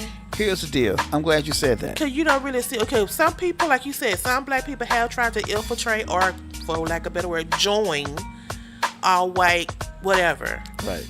Do they get in? A lot of them don't. Exactly. Here's the thing about it. I'm glad you mentioned that because for the longest time, the Freemasonry would not allow black members. And they still don't. A lot of chapters won't allow black members. The who? The Freemasonry. The Masons, They don't allow who? black members. Now, I mean, they are black Masons, but they got their own Oh, chapters. I thought they were okay. No, they are black Masons, but it's they, just different levels of it. right. Well, okay. well, not necessarily. I mean, the black Masons just started their own thing. Okay. Yeah, the Okay. Black Masons were started by Prince Hall years and years ago, centuries ago. Okay, now the Prince Hall Masons, they're Black Masons, but that's because he started their own their own thing with the Masonry. But the Freemasons. The Prince Hall are Freemasons too. Okay. But I'm just saying the white Masons won't allow black members into their chapters. But do they either get together at all and do anything together? No, See what I mean? Why not? because they're So Black y'all Masons. want to be so inclusive, they had to go and start their own club. Exactly. And now you guys don't even commingle, but y'all have the same rhetoric? There you go. But that just answered my question. Why can't well enough be left well alone? Good question. I'm with I you. mean, I on know that. you probably won't be the first. Yeah, I'm the first white person that I don't get that, because I remember that girl who was the first white girl who joined AKA or Sigma Gamma Rho 1 Divine Nine. I get that. Or was it a white man? Somebody white was the first one to join. Okay, I get that because they went to a HBCU. I get that. But when this clearly say it is a black social club, not to say this man wouldn't do or benefit from it. He probably can raise more dollars or get them in places they never been before. Oh, But I know it could because of his complexion. what happened that they couldn't just go out probably within their own organization and hire somebody for that position, Right. Or move somebody up to that Well, they position? could've. Why'd you have to bring someone? You know, You know what?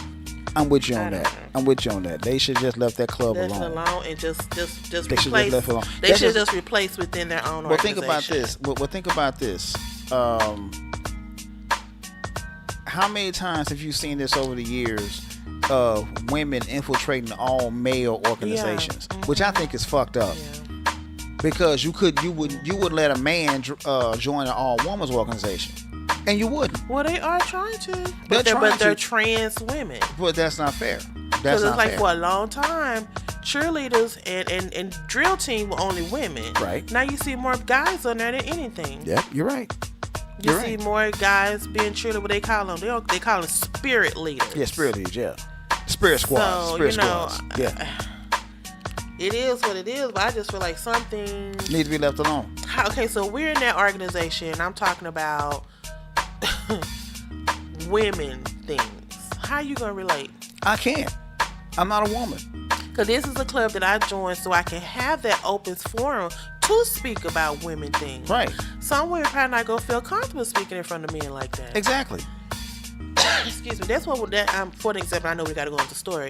That's why we went to our women's our marriage conference at church. Yeah. And I love how they brought us together.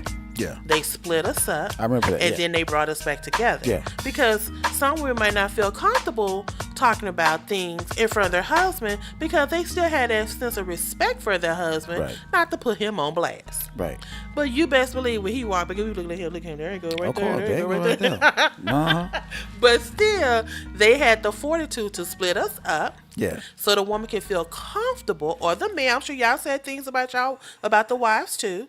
That y'all can have that fun to see. Well, I just can't be the only one going through this. Let me see what this brother can say. You know, For the record, my wife is perfect. I won't say I'm perfect, but I'm just kidding, I'm but tap anyway, dancing on that line. I'm tap dancing on that now, serious. But like I said, I like the way they did that. And like I said, some things just don't need to be, for lack of better words, co-mingled. Right. I agree. Keep I it agree. as I agree. is. I agree. It's kind of like it's kind. I'm glad you said that too, because it's kind of like when you go out with the girls. Mm-hmm. You don't want me tagging along No. because that's a girl thing. Cause not too long ago, we had a girls' day out. Yeah. And we end up having like a slumber party. And I stayed An here. adult slumber party. And that was the best thing. We woosawed, we drank, we ate. We just had a good time as adults. You know, you mostly have pajama parties that when you're children. Right. But we, as adult women who done lived a little bit, Right. It felt like I had just came back from Jamaica somewhere. Right. You know what I'm saying? That was refreshing. Because you need to have that outlet. It's the same deal with Not guys. to just vent about. We didn't vent about, but we didn't bash. No, we just talked about life. It's the same deal with guys. You know, that's why guys go to the barbershop and stay for hours on end. Absolutely. That's why we go to the hair salon. Same thing. Exactly. We sit up here. Same thing. You know, I go to the barbershop up the street. You know, I talk to my man Famous, and we talk about music. We talk about all kinds of things. It's just a guy thing. You know, just like with this right here, I disagree with the white guy being at the helm. I think it's going to be a problem.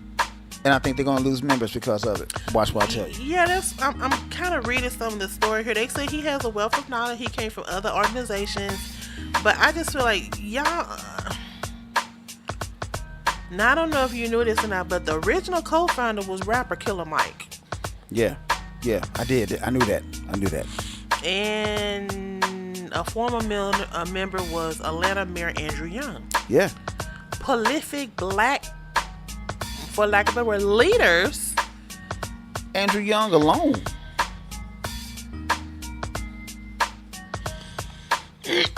Andrew Young alone, that speaks volumes. Yeah, but this is what the membership cost includes: a $300 initiation fee, Okay. a $2,000 annual fee, or a $200 per month fee. Okay. Each membership includes exclusive access to one of 3 private venues that has a full bar, restaurant, and workplace. I mean, this is a place, like you just said, people go and network and build business relationships and partnerships and talk about man thing. I even like as a woman, I would want to do that because I love how we come together, we be together, but then we also separate. Right. Like, especially on Saturday. Everybody know I like to turn corners on Saturday. I like to get up, do my thing. Especially, like, I don't want you going with me to get my nails done. Right. That's my woo-saw moment for me. Same thing So with when me I getting go my haircut. exactly, when I go get my nails done, I be gone for what, 3-4 hours? At least. I know that's number, but I get my nails done, my hair done, my feet done, my eyebrow. I do it all, and I tell them, do not rush me. Mm-hmm. Do not rush. So I need to be gone by 3-4 hours just for upkeep and maintenance. I don't want you to. I mean, like, if we doing like a spa day together, of course. That's different. But if this my regular I go every 3 weeks and I'll be back. What I tell you the other day, I'll be back. Yep. And then when I left, you ain't bring you home something to eat? Yep. I need that time. Some women want their man to go with them. That's fine. But for me, if it's like I said, if it's something we're gonna do together, okay, fine. But my personal 3-week venue, no. And I think we had that conversation. It's not a thing.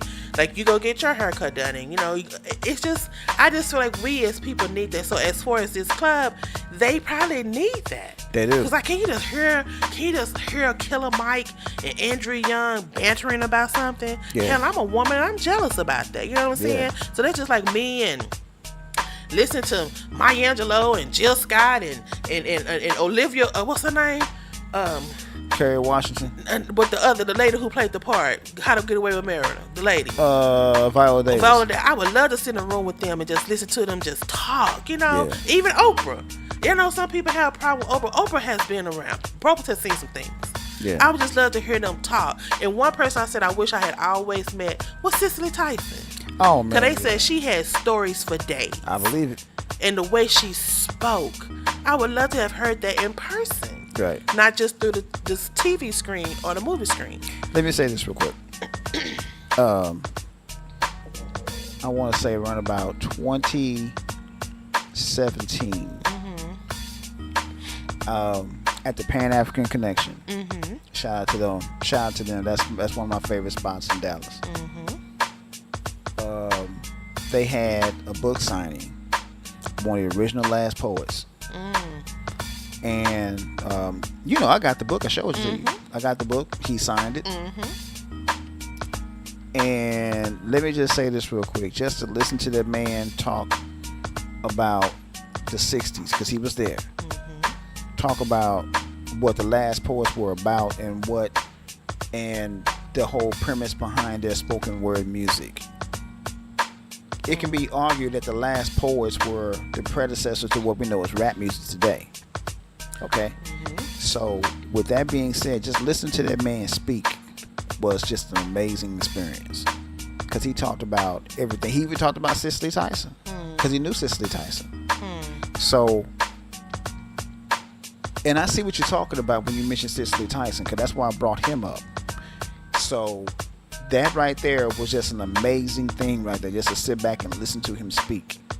And it was mostly guys. There were a couple of women sprinkled around the room, but it was mostly dudes there. And they were just sitting up there waiting, just listening to, hanging on every word the guys were, hanging on every word that he said. Yeah. Because he's an elder. And so we were paying attention to him, because like that's what you do when it comes to an elder. You listen to him. You know what? You showed me this. What's that? What is that thing that Elijah Muhammad do? The correlation. What's that thing he do? You said you want to go. Oh, where he sit around, all these people are in the room, and they are hanging on every word. Oh, you're talking about Savior's Day. Savior's Day, yeah. Yeah. And I was looking at that, and it just, when the camera panned the room, them people were just looking at him. It was so quiet. Because they heard everything he they was. Hang they on wanted every word he said. Yeah. You know how prolific that is? That you have the attention of a room of over 500 people. And that's who I wanted to have. That's who I wanted to sit down and talk to just for 1 hour. Just talk to Minister Farrakhan just for one whole hour. That's their history alone. Yeah, oh exactly. My God. And that's how I used to be about my grandmothers and my mother, and how the ladies would get together, and you know, they formulated me into how to be a lady, how to be strong, and you know, you don't have to be a drag ass for a man. I miss those conversations. That's why I was just telling my sister the other day, I miss us going around and having those meetings, and like back then, you couldn't sit around grown folks when grown folks talk. Of course not. No. You go someplace else. And I couldn't wait to get grown. And when I got grown, baby, I used to sit there and I used to just let it all soak in. Right. Because that's history. Yeah, and lots of it. And see, I love it. A little bit of a history, y'all, about black people in general. That's how history was passed along. Absolutely. From the elders to the younger people. I mean, that's just like with my grandfather. My grandfather was a wealth of history. Yeah. He was there during the Tulsa race riots. My grandfather, yeah. And I used to just love to hear Papa. My Papa. Oh, man. And just to hear him talk, you be like, Papa for real? He'd be like, yeah. Uh-huh. Yeah. My grandfather too, man. He would sit up here and tell us those stories. And me and Jay would just sit up there and just listen to him hang on every word. Yeah. Every single word. We wouldn't miss a note. That's why I said we have to teach our children our own history. Of course. Yes, I agree with you on that. The schools are doing just enough, and now some of the schools are trying to take it away. Yep. They got to know where they come from. Yep. They got to have a foundation to stand on. Yep. I'm not saying there's nothing wrong with mixing race. I'm not saying nothing about that. Oh, no. If they want to do this like this club, they want to, you do that. But as long as they know what your premise is. This man, like I said, this man might take this club to astronomical places that they never thought they could grow. I'm not going to say he can't, but I just think that they should. But just keep that foundation. I think that they should. They could have put a black person in the place. That's what I said. I think they should have. I think they're going to lose members. Personally, I think they're going to lose members. Yeah. And I hope I'm wrong, but I think they're going to lose members. Well, that wraps up this week's MTP News. Don't worry, I'm going to get it next week. I have it next week. I have it next week. Now on to the show's topic. The Carlee Russell. If you've been living under a rock again this week, there has been a story that has the masses complex. I'm gonna let you, let's flip the switch. I normally start off and then you talk about it and give your perspective of it. All right, y'all. This is what's going on. Yeah, explain to them what's happening, then give your perspective of it. Okay, this is what's going on. For those of you who don't know, there was a young lady named Carlee Russell. According to her, she was driving down the street and she saw a child. A toddler. 3 to 4 years old. 3 to maybe 4 years old. Okay. She in turn took this, she stopped to help this toddler. And then when she stopped to help this toddler, she was kidnapped. Allegedly. Now, they found her. Well, she came home 2 days later. Let me tell everybody. She came home 2 days later. 2 days later. She had a box of crab legs with her. And $175. No, 107. 107. Oh, $107. I'm sorry, $107. Where was it? In her sock. In a sock. Okay. Now, granted that she was kidnapped, there were no bruises on her, no marks on her whatsoever. Her parents, on the other hand, didn't want to talk about it. Okay, so, and that's pretty much it in a nutshell. Did I leave anything out? The logistics of it, but we'll get into We'll logistics get to of that, yeah. the premise of it. You got the premise down. Okay, Yeah. that's what I wanted to do. Yeah. I wanted to get the premise of it down. So that's that. So now I'm gonna let my wife have it so we can get into detail about it. Go ahead, babe. Do your thing. When I saw the story, I was oblivious. My sister brought to my attention.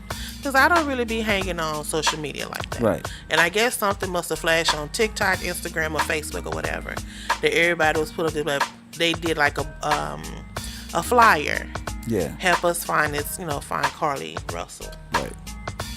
So when I started doing my own investigation of it, immediately I found myself being perplexed and saying, damn, somebody don't know that they missing a child? Exactly. Why was a child on the interstate like that? Uh-huh. And then I'm thinking a lot of these people, I'm just saying from what I've witnessed, are not buckling their children in car seats like they're supposed to. Yep. And I'm thinking maybe they hit a curve too hard and the child went out the window. Right. Because allegedly, per Miss Russell, the baby only had on a t-shirt and a diaper. Okay. So I'm thinking, why is this baby still wearing a diaper At 4 at years old. 3 to 4 years old? Maybe she meant a pull-up. Even then, at 3 or 4 years old, she should be potty trained by now. So I didn't really give my synopsis. I was just like, oh, Lord. I just immediately started praying. Said, Lord, I hope she's found safe and sound and she's able to come home without hurt, harm, or danger to her. As the story go on, I finally saw the news conference, the press conference, where all the sheriffs and FBI agents and all of them came together to, kind of explain what's really, really going on. And I saw the video of the camera. Here we go again, people with the camera. Come on. That was on the freeway. They showed her every move, pretty much. I listened to the 911 call, and then I listened and I watched the video. Didn't add up. And then when she eventually came back home, Unharmed. she was walking through the woods, and just fortunately, when she came out the woods, she was on her own street that her house is on. Now, the first thing popped in my mind, where's the baby? Yep. If you pulled over trying to help a baby, where's the baby? Uh-huh. Then she goes on to say that she was kidnapped by a man with orange hair, and she knows a woman there, but she couldn't really see the one. She heard her voice. They tied her up, made her naked. They took pictures of her. And then what? Did you fight your way out? What you do? What happened after that? I still haven't really heard what happened after that. Did she fight her way out? Did they just let her go? What happened? But then after that, you just showed up on your mom them street, walked in the house and say nothing, just went straight. I think her mom said she just walked in and went straight to her room. Now, if you've been tied up, where the rope burns? Don't you still have some kind of marking on you where you've been tied up? No bruises. No bruises. But then here we go. If you guys don't know, my husband, my co-host, is all in that CSI game. And he's always told me, even though you delete it, it is never deleted. There you go.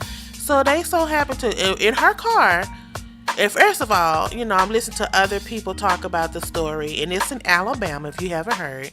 And, I'm thinking it's maybe like a not so prominent or distinguished area of Alabama. But this is a very nice area of Alabama. Yeah.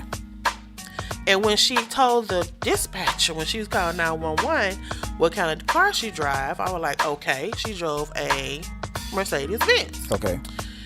Not to say that I know a lot of people drive high-end cars and hey, hello, right here. But I just never thought, like, okay, she's just being a good Samaritan. Right. But again, when she came home, where's the baby? No baby. No marks. Haven't really told nobody, but then she did. Well, her parents was just like, I know they had to be happy, but then again, I'm looking at your parents like... They were so nonchalant. Parents, you know what I'm saying? Parents know their children. Yeah.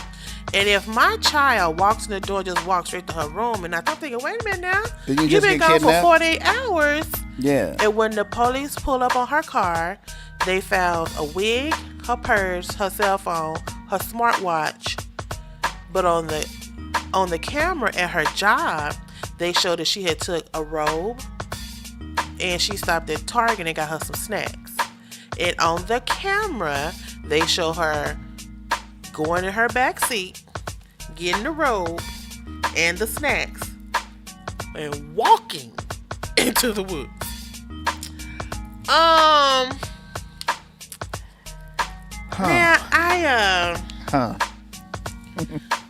a lot of y'all have been comparing her to the Jessie Smollett. Y'all been calling her Carlee Smollett. Well, here's the thing about the Jessie Smollett. For those of you who don't know, Jessie Smollett is the only person in the history of the world to ever get in trouble for kicking his own ass. Okay? So... He's the only person I know that can go to Subway at 2 o'clock in the morning. In the middle of a Chicago winter. I've never known Subway to be open that late. Me either. Not even in Chicago. My thing with this story is nothing is ever deleted. And when those people got a hold of her phone and they was able to go, even though she deleted, she went back and searched how to be kidnapped, how to steal money out the register. Does the Amber Alert cost anything? I think she even kind of Googled that movie Taken. Yep. She I guess she called herself trying to do the best thing on how to make this little kidnapping successful. Yeah. But in the end, allegedly, it is appearing to everyone that this baby has lied. Well, and the reasoning for her lie is because her boyfriend was going to leave her, was going to break up with her. Well, did we say how old this baby was? Nah. She's 24 years old. Well, see, let me just say this real quick. As you can see on the screen, she's a very attractive young woman. Very. Is that her? That's her. Cause she, I think she's graduate or she's in nursing school. She's not dumb. No, she's not dumb by any She's stretch not dumb, of the but she imagination. was working I think she's in nursing school because she was working kind of like at this spa place. Yeah.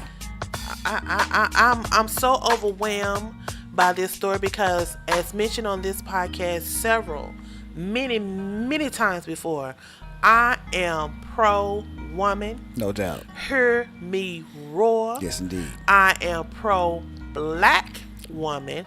I am not an African-American woman. She's black. I'm a black woman. Exactly. And to see this black woman go to these extremes for a ding-a-ling. I'm trying to be respectful. That's the only word I could think of. I could use a real word, but I'm just going to keep it, I have never. And then talking to my co-host here, and he was telling me that he's been in situations where women have lied to try to keep him. I cannot fathom that in my head. Lying to you, talking about I'm pregnant to keep you, and now this baby done went to the extremes to show that she been kidnapped. Yeah. I guess to make this man don't leave her. Yeah. I'm having such a hard time with this story. Like I keep saying to myself, this baby could not be lying. This baby is not lying. This baby I'm talking about is Carlee Russell, not the little baby that was on the road. Because I'm thinking, okay, within 48 hours of her being missing, no one has reported a baby's missing. Thank you. It's like, Thank you. What the hell is going on? Thank you. And now I'm to the point now, I think it's pretty much been clear she lied. Yeah. Now I'm feeling sad about the situation because they probably finna eat her up and prosecute her to the umpteenth power. Yeah. But she's not the first person to file or cry wolf. One in question, Miss Lady with the Emmett Till story. Oh, come on. And what happened with her? Nothing. So, and now I know the latest word or the latest phrase, however you want to say it, that's out right now when anything asinine like this happen to make you say, what the everybody have mental health issues. Yeah. So I'm wondering if that's what they're going to try to say, that she was just having a mental breakdown because her and her dingaling got into it and she didn't know how to deal with it. It's so many unanswered questions, and like I said, as a black woman, we already are on the low end of the totem pole as it is. Yeah. Do you think anybody else who come up missing, they gonna go full throttle like this? Well, see, that's what I want to talk about right there. That's the part I want to talk about right there, because this right here is going to set black women back even further back than what they already are. Because black women get kidnapped and come up missing on a daily basis. At this point right now, it's 64,000 black women. This not no white woman, no Asian woman, no black women that are missing. 64,000 and that counting. Has not been found. And counting. Don't forget that. And counting. Because, like I said, black women come up missing all the damn time. Nobody bats an eye because they don't care. Okay? Side note, it's 2 black children down here in Fort Worth, Texas right now. 13 and 11 missing. Yep. They got them on camera, but they can't tell you where these children are. Exactly. Black females. And that's what I'm getting at right there. See, and they really don't give a damn. And because of this right here, they really ain't gonna give a damn, because they're gonna say, well, maybe she lied. Well, maybe they're lying about being kidnapped. You know, so I'm just probably piggybacking off of the Carlee Russell right, story. Exactly, and that's what I'm thinking right there. There's a bigger picture here. So with that bigger picture being what it is, they're gonna start saying, well, is she lying? Is she really kidnapped? Are they really kidnapped? Or are they sitting in their mother's basement just parlaying and chilling, playing video games? You know what I mean? I mean, because women crying wolf has been happening for a long time. It really has. And it's just, like I said, it's just not black women, but it's sad that it is black women. You know? It's it's sad that it's black women doing this right here. Now, normally, when I first heard this story, I said, that's got to be a white woman. That's what I thought, too. Carlee. Yeah. I heard the name Carlee. Yeah. That's what I thought. I said, it's got to be a white woman. But I look at the picture and like, oh, no. Now, come on, man. Come on, sister. You know better than that. Now, I'm going to go ahead and ask my wife a question. And we ain't got to get too personal and say what's about. Have we ever had arguments before? Of course. Did you I'm ever? mad at you now. Let's just keep it real.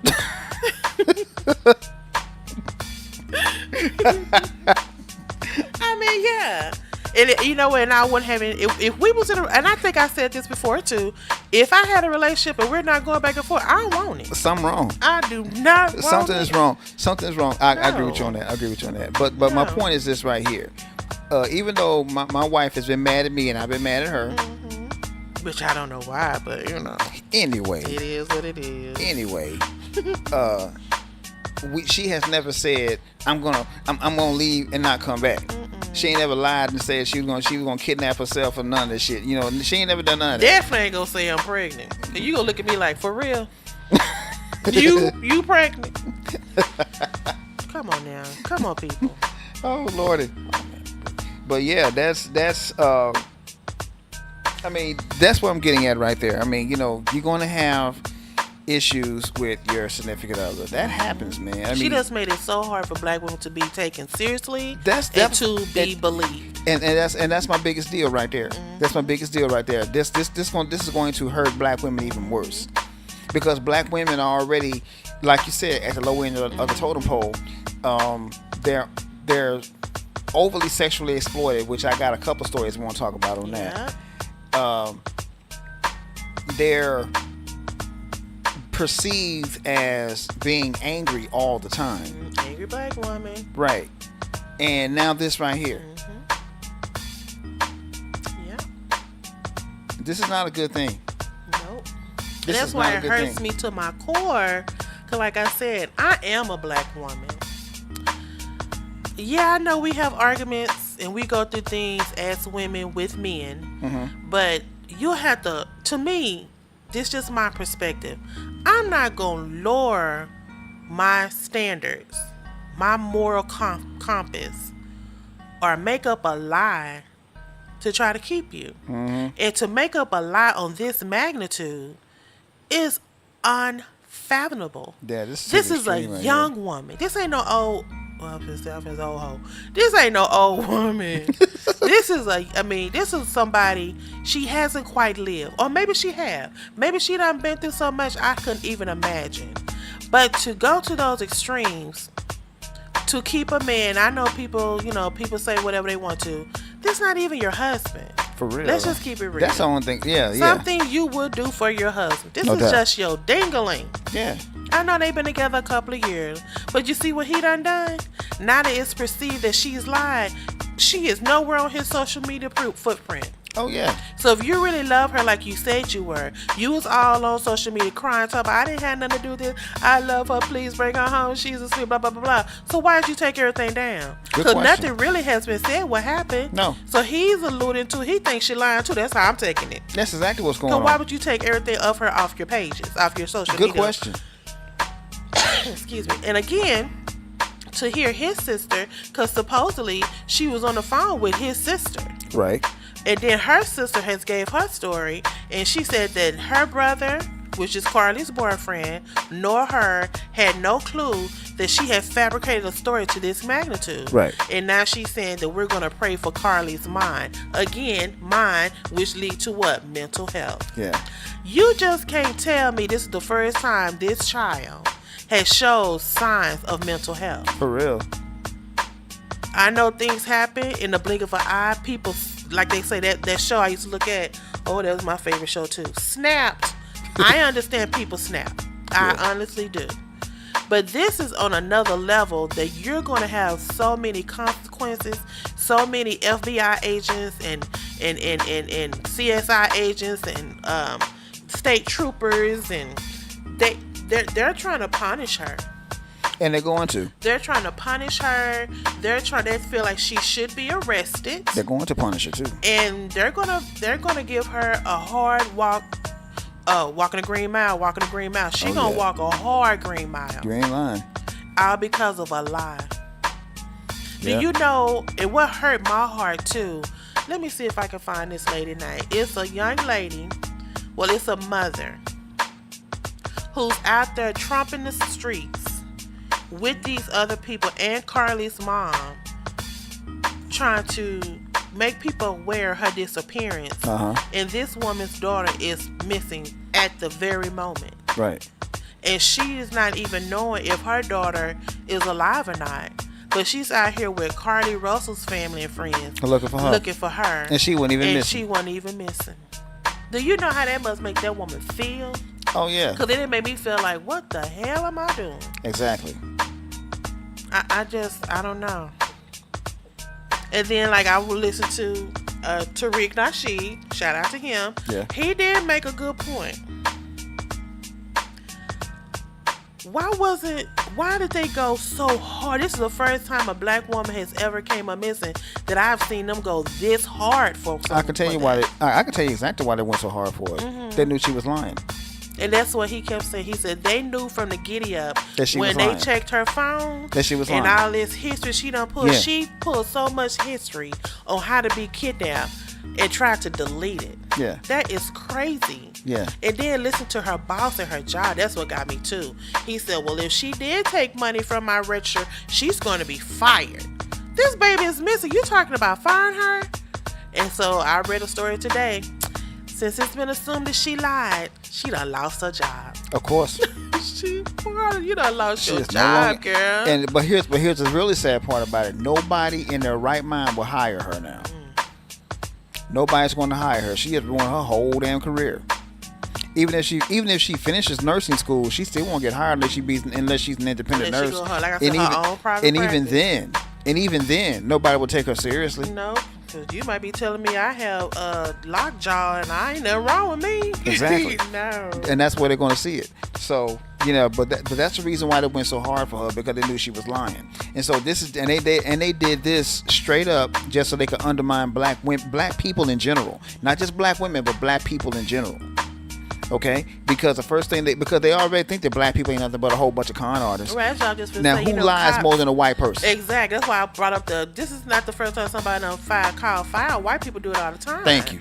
But then again, with these cops, they really don't take black people seriously anyway. Precisely. Because if so, they wouldn't be out here using us as target practice. Let's just start there. Come on. But honestly, I'm just gonna say this, and this is how Mimi of Melanated Thought feel. This is not about cops. No, it's not. This is not about anything with the police department or state troopers or whatever. This is about Carlee and her search history on her phone of all the search history she did to try to have this alleged kidnapping take place. Right. That is making me wonder what was going on in this young lady's mind and how long was she planning this. I haven't really said did they say how long her search history went back for? Was it 2 weeks, I think I They heard? went back 2.5 weeks, almost 3 2.5 weeks. Yeah, they went back 2.5, almost 3 weeks. So, and like I tell people, I've been in IT for over 30 years now. And I tell people all the time, can they look to see even if you delete it, it's still out there because there's a digital footprint out there. And we can still find what you did. That's why I tell people at my job, we can see what you're doing. So it's best not to do it. I just pull up a recent story here. I want to retract what I said. She said she claimed she was blindfolded but was not tied up because the captor said they did not want to leave impressions on her wrist. She said that they took her into a house and made her get undressed. She believes they took pictures of her but does not remember them having any physical or sexual contact. The reporter said that when Russell returned home, Russell said she managed to escape from the 18-wheeler briefly, but was subsequently captured again and placed into a car. The following day, she mentioned being given crackers by a woman before being transferred to another car, from which she managed to escape again in the West Hoover, Alabama area. When Russell returned home, she had a minor injury to her lip and complained of a headache. That just made me even more suspicious. If you feel yourself getting transferred from an 18-wheeler to a car, unless they are on like a dark road, why you not screaming, help me, I'm being kidnapped, or something? Because they didn't tie you up, so you walking off freely just waving your hands. Your hands are not behind your back. You're walking like you're walking normal. So you didn't attempt to try to take off or nothing? Yell or nothing? Okay, see, that just raised even more suspicion about this story. Whew. Well. And I feel so sorry for her parents. But now people are saying they think her parents was in on it. Here's my deal about the parents. I'm not going to say that the parents were in on it. But I'm going to sit up here. I will say this, though. I think that the parents knew that she wasn't in harm's way. I think they knew that. Because when she came, I'm going to tell you right now, if I'm missing for an hour, my mother's going to ask me 100 million questions. Exactly. Are you okay? Are you hurt? Did they do anything to you? Do you need to go to the hospital? You want to talk about it? Because I'm just going to be honest with you. As a parent myself, I would be asking all those questions myself. That's number one. And number two, the thing I would say, I would try to get as much information as I possibly could so this would happen to somebody else's child. So I can go ahead and tell everybody about it. But that's just me. What say you? What say you, babe? My sister was in the hospital recently. I know you guys will be talking about it. I'm asking them doctors everything. So do you know how she get it? So what we gonna do to treat it? So how long she gonna be out? She did. I was asking everything, and it was about her foot. She's not even missing. So just imagine, God, please don't take her. But what if she come up missing? And then she just show up. I mean, like, where you been? Who you with? Can you make them out? What they sound like? I'm gonna get a sketch artist over there. I'm gonna tell them try to draw for her. Everything. But I don't think they've done any of that. They just let her go in there and lay down. That's crazy. It's That let me know flat out that they knew what was up. That's just my personal opinion. I mean, So what they trying to do, like a GoFundMe or something? Yeah, they raised $68,000 for her. You said what? 68 grand. I hadn't heard that. Yeah. So these people gonna get their money back? I'm glad you asked that question. Because I'll be like, I need a refund. The mother said they wasn't going to return the money. What? But you gotta, but let me finish. But black people gave that money out to them. Black people gonna be just like this. Refund. Where my money at? Oh my God. Where my money at? That's gonna happen. That's gonna happen. So now this leads me to more questions. Did she do this for the dingaling, or were they hurting financially? That's a good question. Because I didn't know there was a GoFundMe. Yeah. What was the GoFundMe for? What we GoFundMe for? The GoFundMe was to find her. They was already looking for her. I know that. So what was the GoFundMe for? See, that's why I said I was talking to somebody the other day. I don't do that.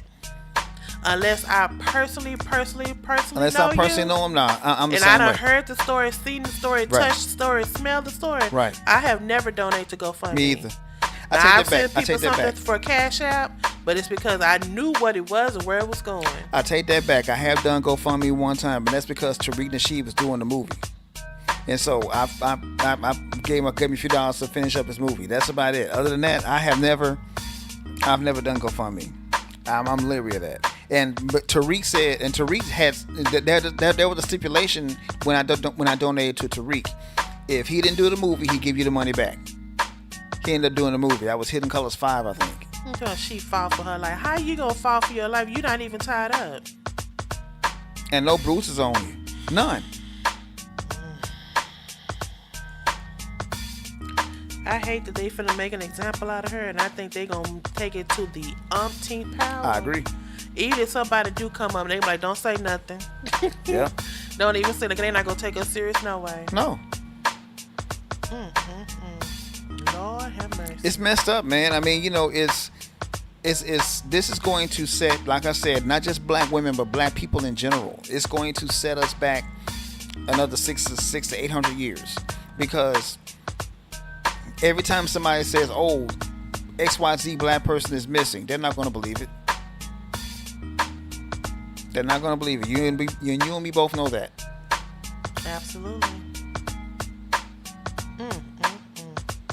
I'm just so overwhelmed with the audacity and the manpower that went into looking for her. At first, I was like, wow, they are really, because you don't never see them do anything like this for a black woman. Because like I said, this is not the first black woman to go missing. Black women come up missing every day, like I said. Let's piggyback off of we were going to talk about this.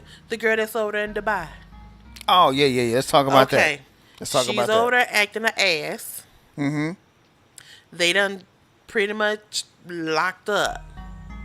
And now they trying to ask us to help get her out. Let me say this real quick. I've been to Dubai. When I worked for the government, I went to Dubai. I was there for 2 weeks. And granted, the same thing they have in the United States, they have in Dubai. I'll say that. But when it comes to women are basically second-class citizens in that country. All you see is their eyes. You can't go over there. You get pissed off at your Uber driver, because that's what happened. She got pissed off at her driver. You can't go over there cussing people out. That sassy black woman shit might work here, but not over there. Not over there. If you can only show your eyes in public, you think you can speak in public? Yeah, exactly. And then act the ass in public? Yeah, you cuss that man out, and you are going to get the business. Now, it's sad that sister is locked up. I don't ever want to see any sister locked up in a foreign country, because it's very difficult for a black woman to come home. Case in point, Brittany Griner. Officer, have we learned anything from Brittany Griner? Exactly. You can't go over there doing what you want. You got to do your research when you go to these other countries. countries. You gotta know the rules. I mean, and not black women, but women in general in Dubai don't have any rights whatsoever. None. So at all. Right. It's a Muslim country. So with that being said, they don't have any rights, and they will put your ass in jail for breaking the rules. And you cussing that man out. You cussing a man out in Dubai.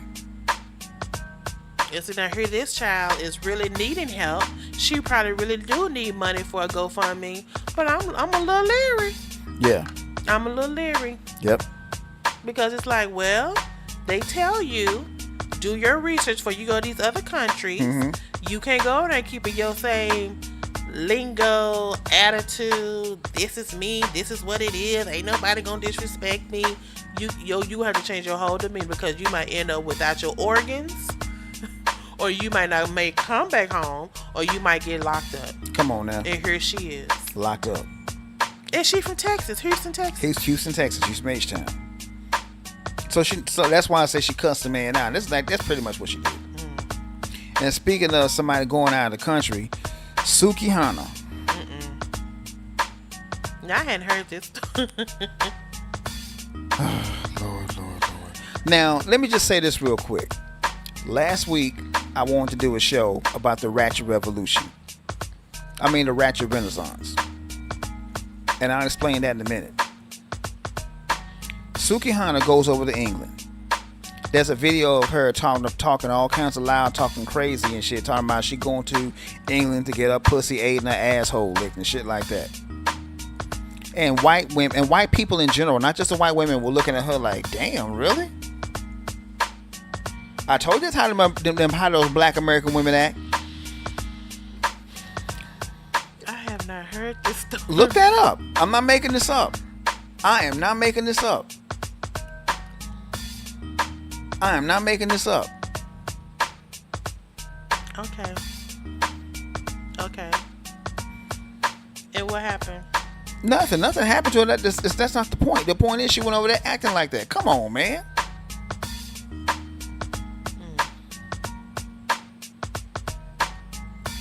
Okay, here we go. Suki Hana slammed for embarrassing black people during Buckingham. Hello. Oh, she went to Buckingham Palace. Yeah. You got to be kidding me. Talking all loud, talking about she going there to get her pussy ate and her asshole licked. Come on.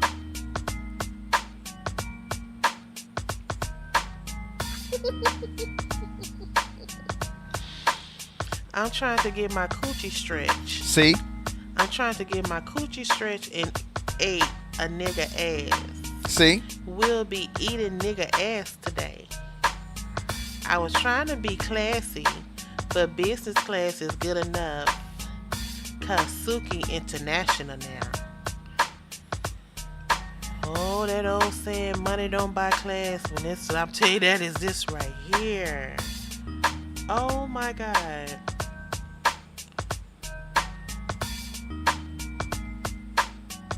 Wow.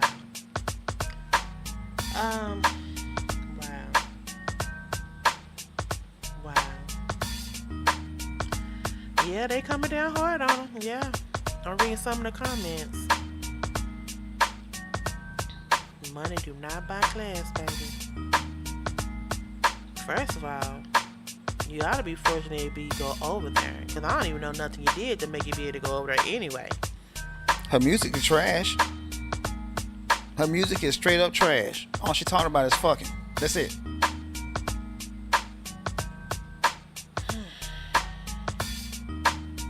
What are we doing here? What are we doing here? You know, we trying to bridge the culture back together. But like they said, it's always that one. I'm not bringing this on Suki. I'm not blaming this on the girl that's held up in Dubai. Hell, I'm not even blaming this on Carlee Russell. But what are we doing here? What is our game plan here? Why every time we take 2 steps forward, something or someone drag us back 1,000,000 feet? Lord Jesus. I hadn't heard this at all. I'm still overwhelmed by the Carlee story. Told you. And you over there acting the ass. Yeah. You ain't gotta go well to get your pussy. You can get you some look. It's some English people here. Oh, she just want to get it ate on English ground, I guess. Yeah. Okay. Well, pray for her mental health, because that's a form of mental health too. That's not mental health. That's called being ratchet. That's not mental Ratchet, health. if you want to live your life right, that have to be mental health. That's not mental health. Who want to talk about my pussy hole pink, my booty hole brown? Where does that even come from? Yeah, that could be a true fact, but that has to be mental health. That you will put that on wax to be played forever and a day. Let's talk about that for a second. Sexy Red. Is it her name Sexy Red? Yeah. Let's talk about that for a second. Okay, now you got a lot of people out there that would throw Foxy Brown and Lil' Kim in our faces. Right. Okay, granted, they talked about those things too. But on the other side of that coin, we had MC Lyte and Queen Latifah. Right. There was a balance. Now there isn't no balance. The balance is out the window. It's the same. The same thing can be said about Two Live Crew when they was talking about that song with Cardi B and Meg Thee Stallion. WAP. Yeah, yeah. They keep on saying, oh well, y'all had Two Live Crew back in the day. Yeah, but we also had a Tribe Called Quest. We had a balance back then. Now there is no balance.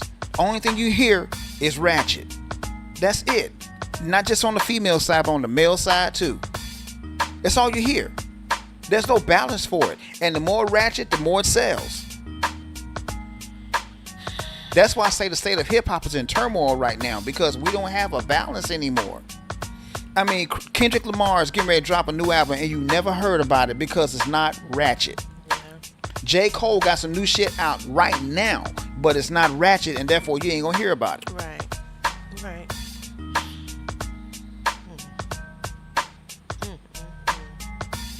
Well, I know, like this, they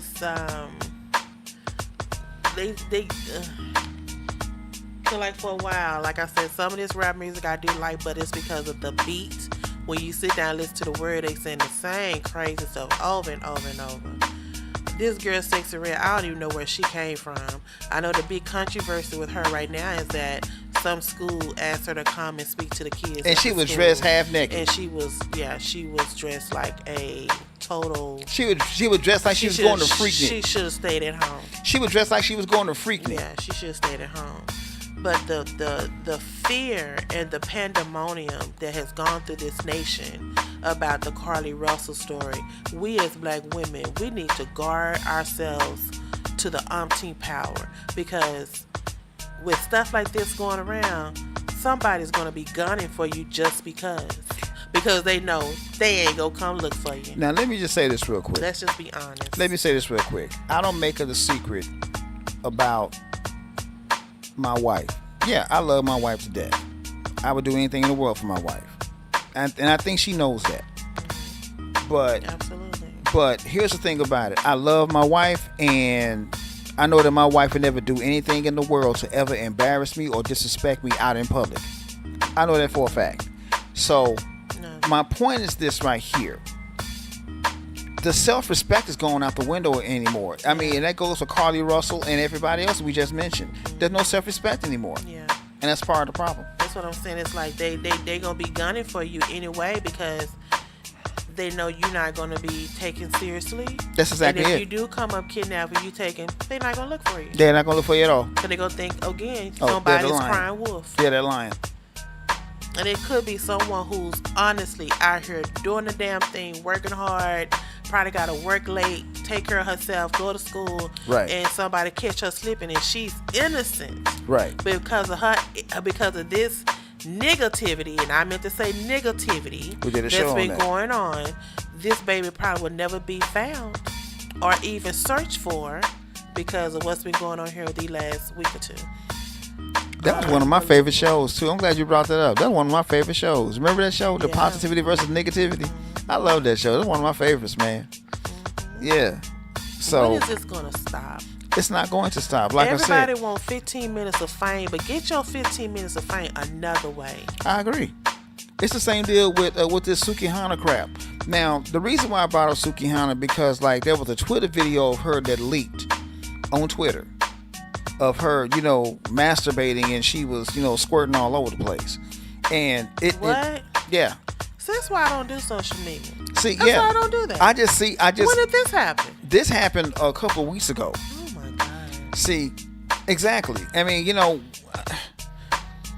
mean, first of all, the video didn't leak. She posted it. That's bullshit.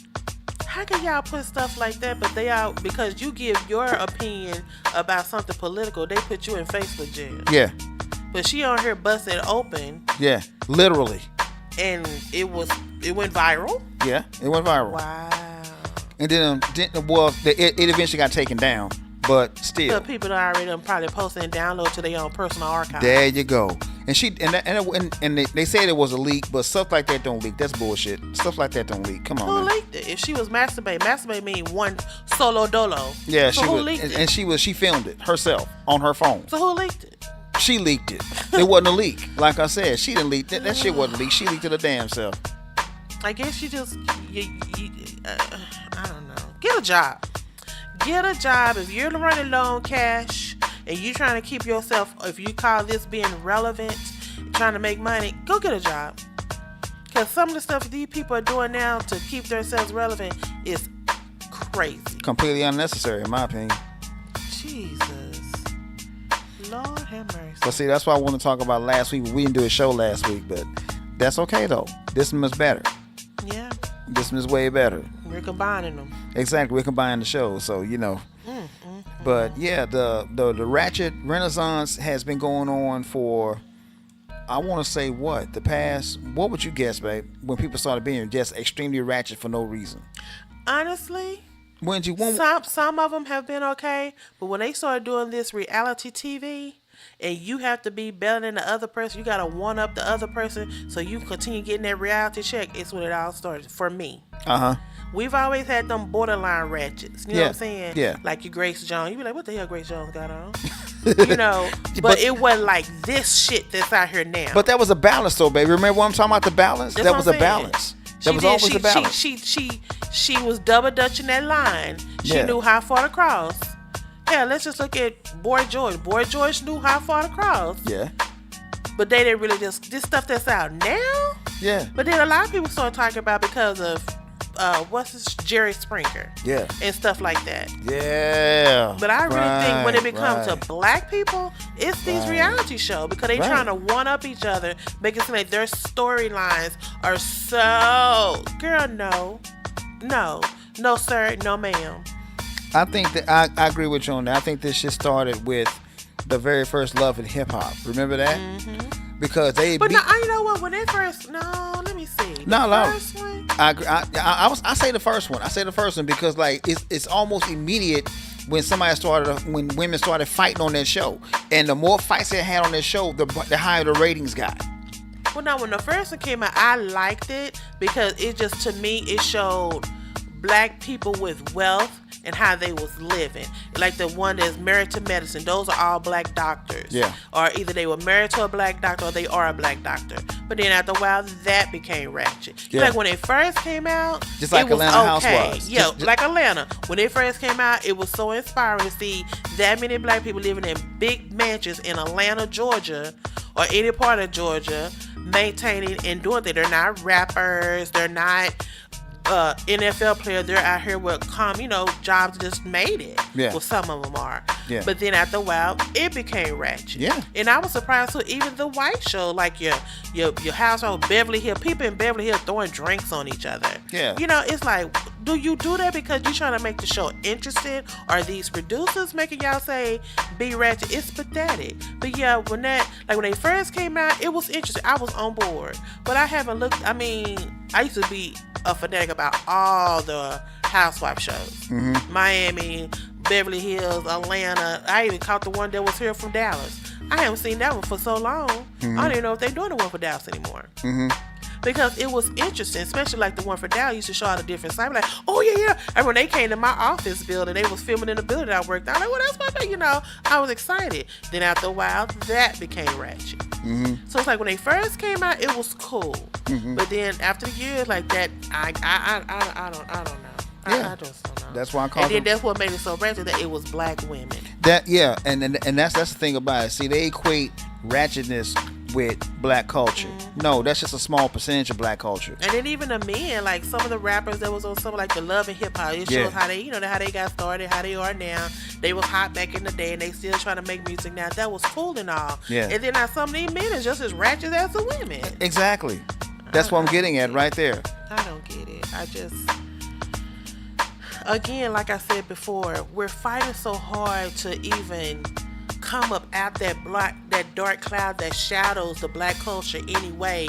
You have these few people over here that's trying to help bring us up to where we should be. And then we got those others be like, what are you doing? Now, if I can sit down and talk to Suki right now, I'd be like, what was your motive? Did you really just have to tell people you come here to get your cat ate? Because, well, I'm pretty sure it's not your first time getting your cat ate. No. But Yeah. I'm pretty sure it's your first time being at Buckingham Palace. So, as pristine as that place is, Yeah. and the history that place is, that's all you can think about getting your cat ate. Yeah. That's a mental thing. That's not mental. That's That just, has to be. Either you don't know how privileged you are to even be on these grounds, because everybody don't get visits to Buckingham Palace. Nope. God, my God. I ain't never been. My God. Today. And like I said, what do? Do you get upset with these people? Do you be embarrassed for these people? Are you embarrassed of the culture?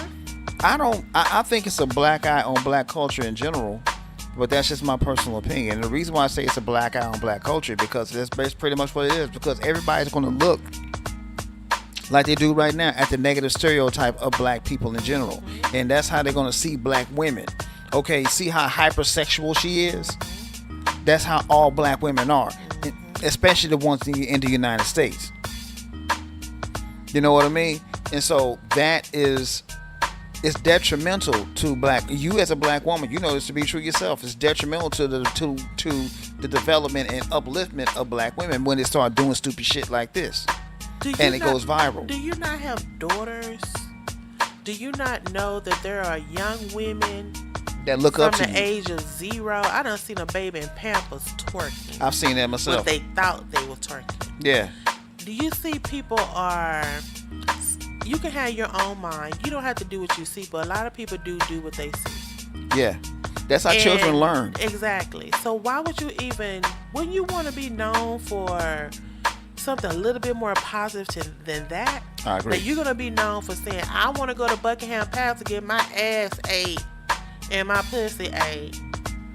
Even though you probably done gave them $100,000 to some school to get school supply, because it's time for school. That's the only thing they're going to remember. It's but the only thing they're going to remember is the negative. And that's why we were saying today at lunch, all the stuff that other races have done, a black person can do something one time. And when I tell you it stayed in the media, it's going to stay there. In the media. And they're going to run it down every single time. And I remember that time when they had that sniper. And the DC sniper? And when they found out he was black. Oh, man, it was all over the news. I was like, now they just said there was another sniper up there in Kentucky. They not even talking about him. And he was white. But that black DC sniper. Oh, yeah. That story ran for months. It sure did. So it's like every little thing black people do, they blow it up. Oh, yeah. For no reason, even though it's some white person who probably did something that's 10 times worse. But they blow up what black people do. Have we not recognized that? So why do we keep giving them prowess to talk about us like that? Right. Oh my God! I don't get it. I just don't get it. Well, shout out to Miss Russell and her family. I hope she isn't lying. I hope this is not a hoax. I hope that eventually she will be able to speak and give her side of the story, because right now all the speculation, it looks real foul, Miss Russell. I think it's foul. I'm just gonna be honest with you. I'm gonna go ahead and say it. I think it's all a lie. I'm just gonna go ahead and say it. I mean, if I'm wrong, then I'm wrong, but I don't think I am. I think it's all a hoax. Big old hoax. And again, over let me stop saying it. Over a man. Yeah. Because y'all were breaking up. Heartache is hard. Yeah, I agree with you on that. Heartache is very hard. Getting your heart broken. But I mean, I guess guys are different. To play on somebody's emotions, especially bringing a child into it, that's going to make a person's emotion be on 10th power anyway. I agree with you on that 100%. An innocent child. I agree with you on that 100%. But here's the thing about heartbreak, and I think we need to do a show on this. And we will, I guess, in the near future. When it comes to guys, especially men, and I tell people this all the time, whenever a man gets his heart broken, that's his introduction into manhood. Cause that heartbreak is his diploma. Okay, a man has never felt pain until he gets his heart broken. Okay, that's when you become a man. That's when you become a real man. It's whenever you get your heart broken. So I tell people all the time. Yeah, I told one of my stepsons that. I said, "Hey, welcome to manhood. Welcome to manhood. That's your diploma. Now you're a man. If you can deal with that, you can deal with anything." And that's the truth. Because men, for the most part, we don't know how to handle our emotions. We really don't. But once you get through that and you don't kill nobody, you're a man. Like I said, and that's why I when we had our man versus woman, what you call it, mingle. We need to have another one. We do, because things has changed. Mm-hmm. But when we had that, I said, I found that a lot of men don't know how to displace that emotion either. Right. Some of them go out and become whores, what they call male whores. Yeah. Or some of them go out just to hurt women because they've been hurt. They don't know how to place or how to drive that emotion that they're feeling. Right. So they replace it or try to do it another way where they just need to just chill, relax, reflect. Like we as women, we reflect. We be like, some of us do go back like what's the old saying? Get a hard way to get over heartache. Get on another dick. Get off one dick and get on another. However that little saying go. But for some of us, we know how to just sit, reflect, take our time, and we do self-evaluation. Right. Now I know there are some men who do, but a lot of men don't. Yeah. They just go out there and get another. And what they doing is just trying to replace her, but you don't need to replace her. You need to fix what happened. So in other words, fix your heart first, repair your heart, and then because what you're doing, you hurt you set someone else up for failure because eventually you don't know how to place that. So she gonna be in it full throttle, and then you might hurt her because you're not in it full throttle. So basically, what you're saying, and I agree with you on that point. So basically, what you're saying is that a lot of those men out there don't give themselves time to heal. Exactly. Yeah, I agree. Exactly. I agree. And it's just not the young ones, some old ones too. It's the old ones too. Yeah, the old ones are the worst ones. Yeah. Old ones are the older guys in our age group and. In our age group, yeah, they're the worst ones because just jumping from one woman to the one woman, that's just unnecessary. Right, exactly. So but yeah, you're right. We'll talk about that on another show. Though. We put that in rotation real soon. No doubt. But yeah, shout out, like I said, me as a black woman, I don't know, I don't want to claim or displace or put no ill will on anyone's tragedy. Right. And if this really happened to the Russell family, I wholeheartedly, sincerely will keep you all prayed up because you don't know what this has done to this young lady's psyche. Like I said, she's 24. Yeah, she's young. And you don't know if this is going to harm her in any way, trusting people. And if she is, I don't know if they shut off the news, but if she's looking at what's said about her, it is awful. Yeah. It is awful. And that can play on your psyche as well. I think she knows, but at the same time, I don't think she really cares. That's just my personal opinion. If I might be wrong, that's just an opinion. I'm just wondering, like I said, I know it's going to take her a little time, but I probably would have put out some kind of written statement or something by now.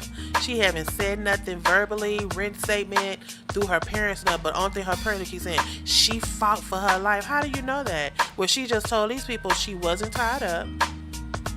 Cause they didn't want. I mean, how can you say she fought for her life? From my understanding, she just took off walking. So I don't know. Like I said, tomato. What you found, fight for your life is probably what I won't think is fight for your life. You know what I'm saying? Right. So, but if it is true, I hope she can recover from this in the best of her ability with God on her side, that she can maintain and get through this.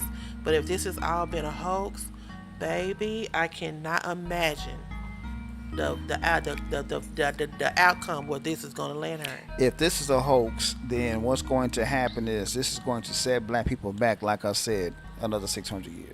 Not just black people, black women in general. I agree with you on that one, man. Black women, but black women especially, but black people in general. Yeah, I agree with you. You're on not gonna that believe none of us, especially black women. Yeah. Oh no, especially black women. You're right about that. We're doomed. Right. We are. This right here just cut our throats altogether. So. And again, she's one of the ones like I said, I could sit down with it. I would like to ask her what was her What were you train of thinking? thought. Yeah. Yeah, what were you thinking? Yeah. It could not be because this man is trying to break up with you. It couldn't be. So like again, I said heartache is tough, but you put so many people in harm's way Yeah. because of your alleged Because of your idea, actions. yeah. Because of your actions. As usual, babe, good show. a very good show. Yeah, because we had to talk about this topic right here, man, because like it's something that all of us here, all of us listening, and the ones that are going to listen to the rebroadcast of it, we need to pay attention to that because like the wife said, man, you know, it's going to get to the point to where they're not going to believe anything to be safe from here on out. At all.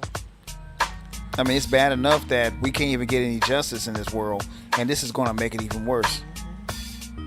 Just like if a person goes to prison and they say that they're innocent, are you really innocent, or are you just lying to get out of prison? Right. You playing on people's psyche? Are you looking for a woe is me moment? Are you looking for 15 minutes of fame? Are Right. you trying to see your name plastered across the TV screen? Right. Questions. Yeah, lots of questions. More Which- questions than answers. Correct. And I guess that's the main reason why I think the whole thing is a hoax, is because there are more questions than answers. Because again, like you said, a toddler running down the street, nobody reported a child missing. I mean, that would be the first thing I would think. Oh my God! It's just, I don't even know. I don't even. Now I know people lie. Don't get me wrong. I'm not saying people lie, All the time. but this is one hell of a lie. This lie right here is the. What they say, this lie right here slaps hard. Oh, no doubt. No doubt. That's This one cuts really hard. cuts to the quick, as they say. So, you know. Well, God bless her. If it is a mental thing, I hope she get the help she need. Pray for her parents because the backlash from this is going to be astronomical. Oh my God, yeah. I hope anybody else, maybe we definitely need to be on guard now because I just feel in my spirit, it's just me talking, they ain't gonna look for us no more. They barely look for us now. Oh yeah. They not gonna, like them Amber Alerts, all them Amber Alerts that went out a couple of weeks. I'm like, is somebody just snatching children off the street these days? Mm-hmm. I don't know. Did they do a bolo report on Carlee? Be on the lookout for her. Did they do a bolo on her? Yeah, they did. They did Amber Alert in the whole nine. That's why she was Googling to see if they was going to get charged for it. But no, Amber Alert is a public thing, man. So no, you don't get charged for that. I don't think she kind of figured that out. But, you know, I mean, that's another thing, man. Why would you researching if Amber Alerts there's a charge fee with that? Right.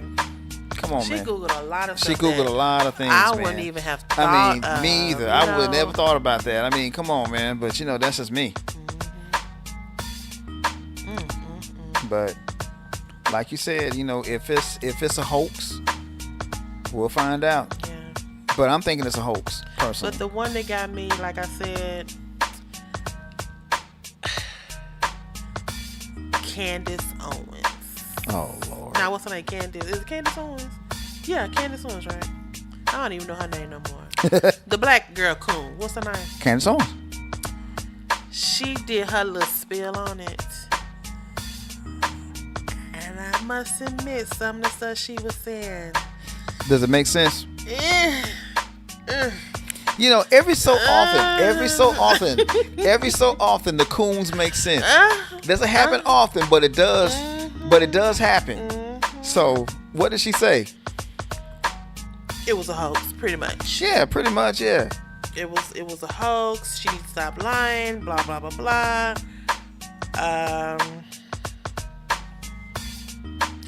She was one of the ones that made me raise my eyebrows. Candace Owens was. This is even though I was looking at news reports. Yeah. Listen to my good buddy Roland Martin and other podcasters I listen to, CNN, I would listen to them. But that Candace Owens, I was like, oh. But check this out, though. Babe. Even Roly Poly Martin said it was a hoax. Yeah, he did. He said it just don't. He said it just don't make right. any sense. It Yeah, just don't sound right. Nothing. Come on, man. But God, I hope this is not true. This is sad. Like I said, this took a lot of people. It just wasn't black people. A lot of people was like, "Oh my God, what's going on in Alabama?" Yeah. Cause you hear about something like that, and especially when you play on the sympathy of a child. So you just not looking for Carlee. You looking for two people. You looking for a child as well. Yeah. So it's like, and then to find out you're lying. Ooh. Yep. Oh my Lord. But let's keep it lifted up in prayer, and hopefully we're all wrong. And she's okay. She's okay. She'll be okay. I hope so. All right, sir. Another good show. As usual. Again, thank you for doing this show with me, man. 3 years in. Yes, sir. I'm loving it, man. I mean, it's. Let me just say this real quick. I mean, people that know us and been knowing us as a couple for the past, going on 6 years now, know that we have conversations like this all the time. I mean, I can honestly tell you, when I first met this lady, we would be on the phone. Phone's about to go dead. We charge them right back up and keep on talking. Right. So for us to talk about stuff like this for as long as we've been talking about it, it's nothing to us. This is every day for us, all the time. We have conversations all the time, and that's the main reason why I'm so enamored and in love with this woman, because the fact that we still do have those conversations. Oh, yeah. 6 years later. And I hope it continues for 60 years Absolutely. down the line. You know what I mean? Yes, sir. So, I just want to say thanks, babe, for doing the show with me. Absolutely. I know that, you were kind of apprehensive at first about doing it. I was a little scared. But I'm glad you're doing it, man. And I couldn't ask for a better co-host. I so wholeheartedly ditto that sentiment. Okay. I ditto that sentiment. Yeah. Wow. But we did it, y'all. Yeah, we did it, man. We did it, dog. We did it. Joe, we made it. We made it, Joe. Yeah, we made it, man. But always, guys, tell a friend. Yeah, hit buddy. the notification button. Hit that notification button. Hit that like button, man. Subscribe. Do all the good stuff. And to all the new people out there, man, welcome. Absolutely. We appreciate the fans, and we hope to get even more fans, man. Absolutely. Because it's been a long process, and anything worth doing is worth putting the time and effort into it, man. Absolutely. And so we do. Man, who knows? We might just get to the point where we'll be on the national, we'll be on television or something. You never know. Absolutely. If that happens, man, it's over. I'm gonna show my royal ass.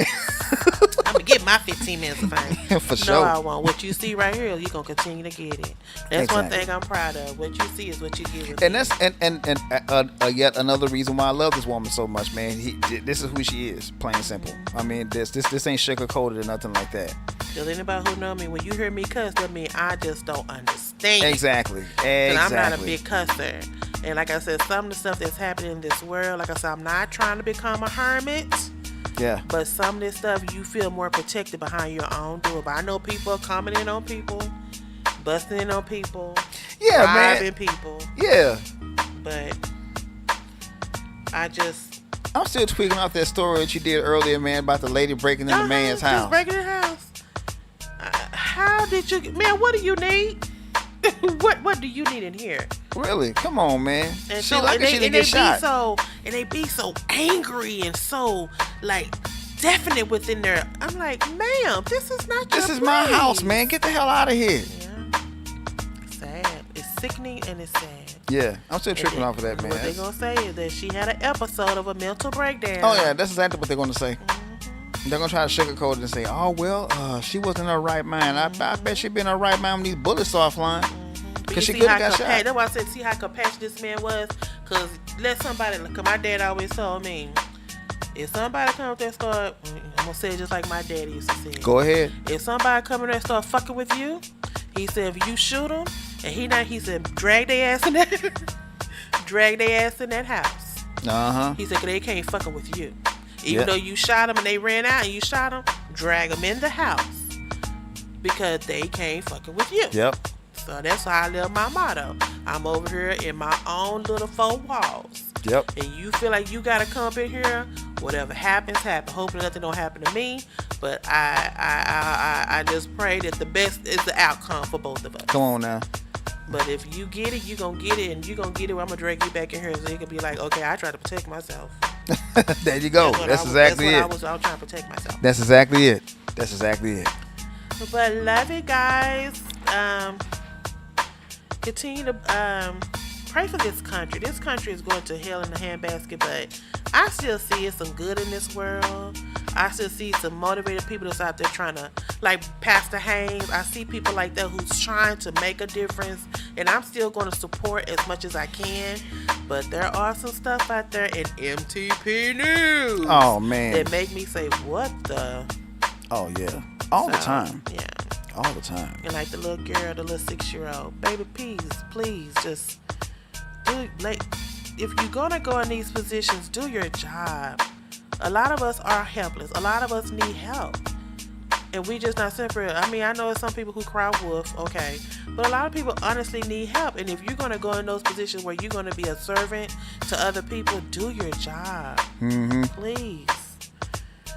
Are you ready to get up out of here? Yeah, let's go ahead and call it a day. All right. You know, 'cause I gotta go and grab my wife's butt a little bit. So, you know. I guess I'm with you too. You know, it is what it is. I can't fight it no more. What's that song? I can't fight this feeling anymore. I just Look here, y'all. Let me tell y'all something. I'm just tired of fighting. Let me just say this real quick. I've been groping this woman for 6 years. Yeah. 6 years. You know, she should know by now. It ain't gonna stop anytime soon. Nah, I don't even. I just be like, okay, Nah. just go and do it. Go ahead. Yeah. So. But no, so I'm Reggie O. Oh, you ain't Reggie O. Hell. I'm Reggie O. And I'm Mimi the lady. And we out. Bye.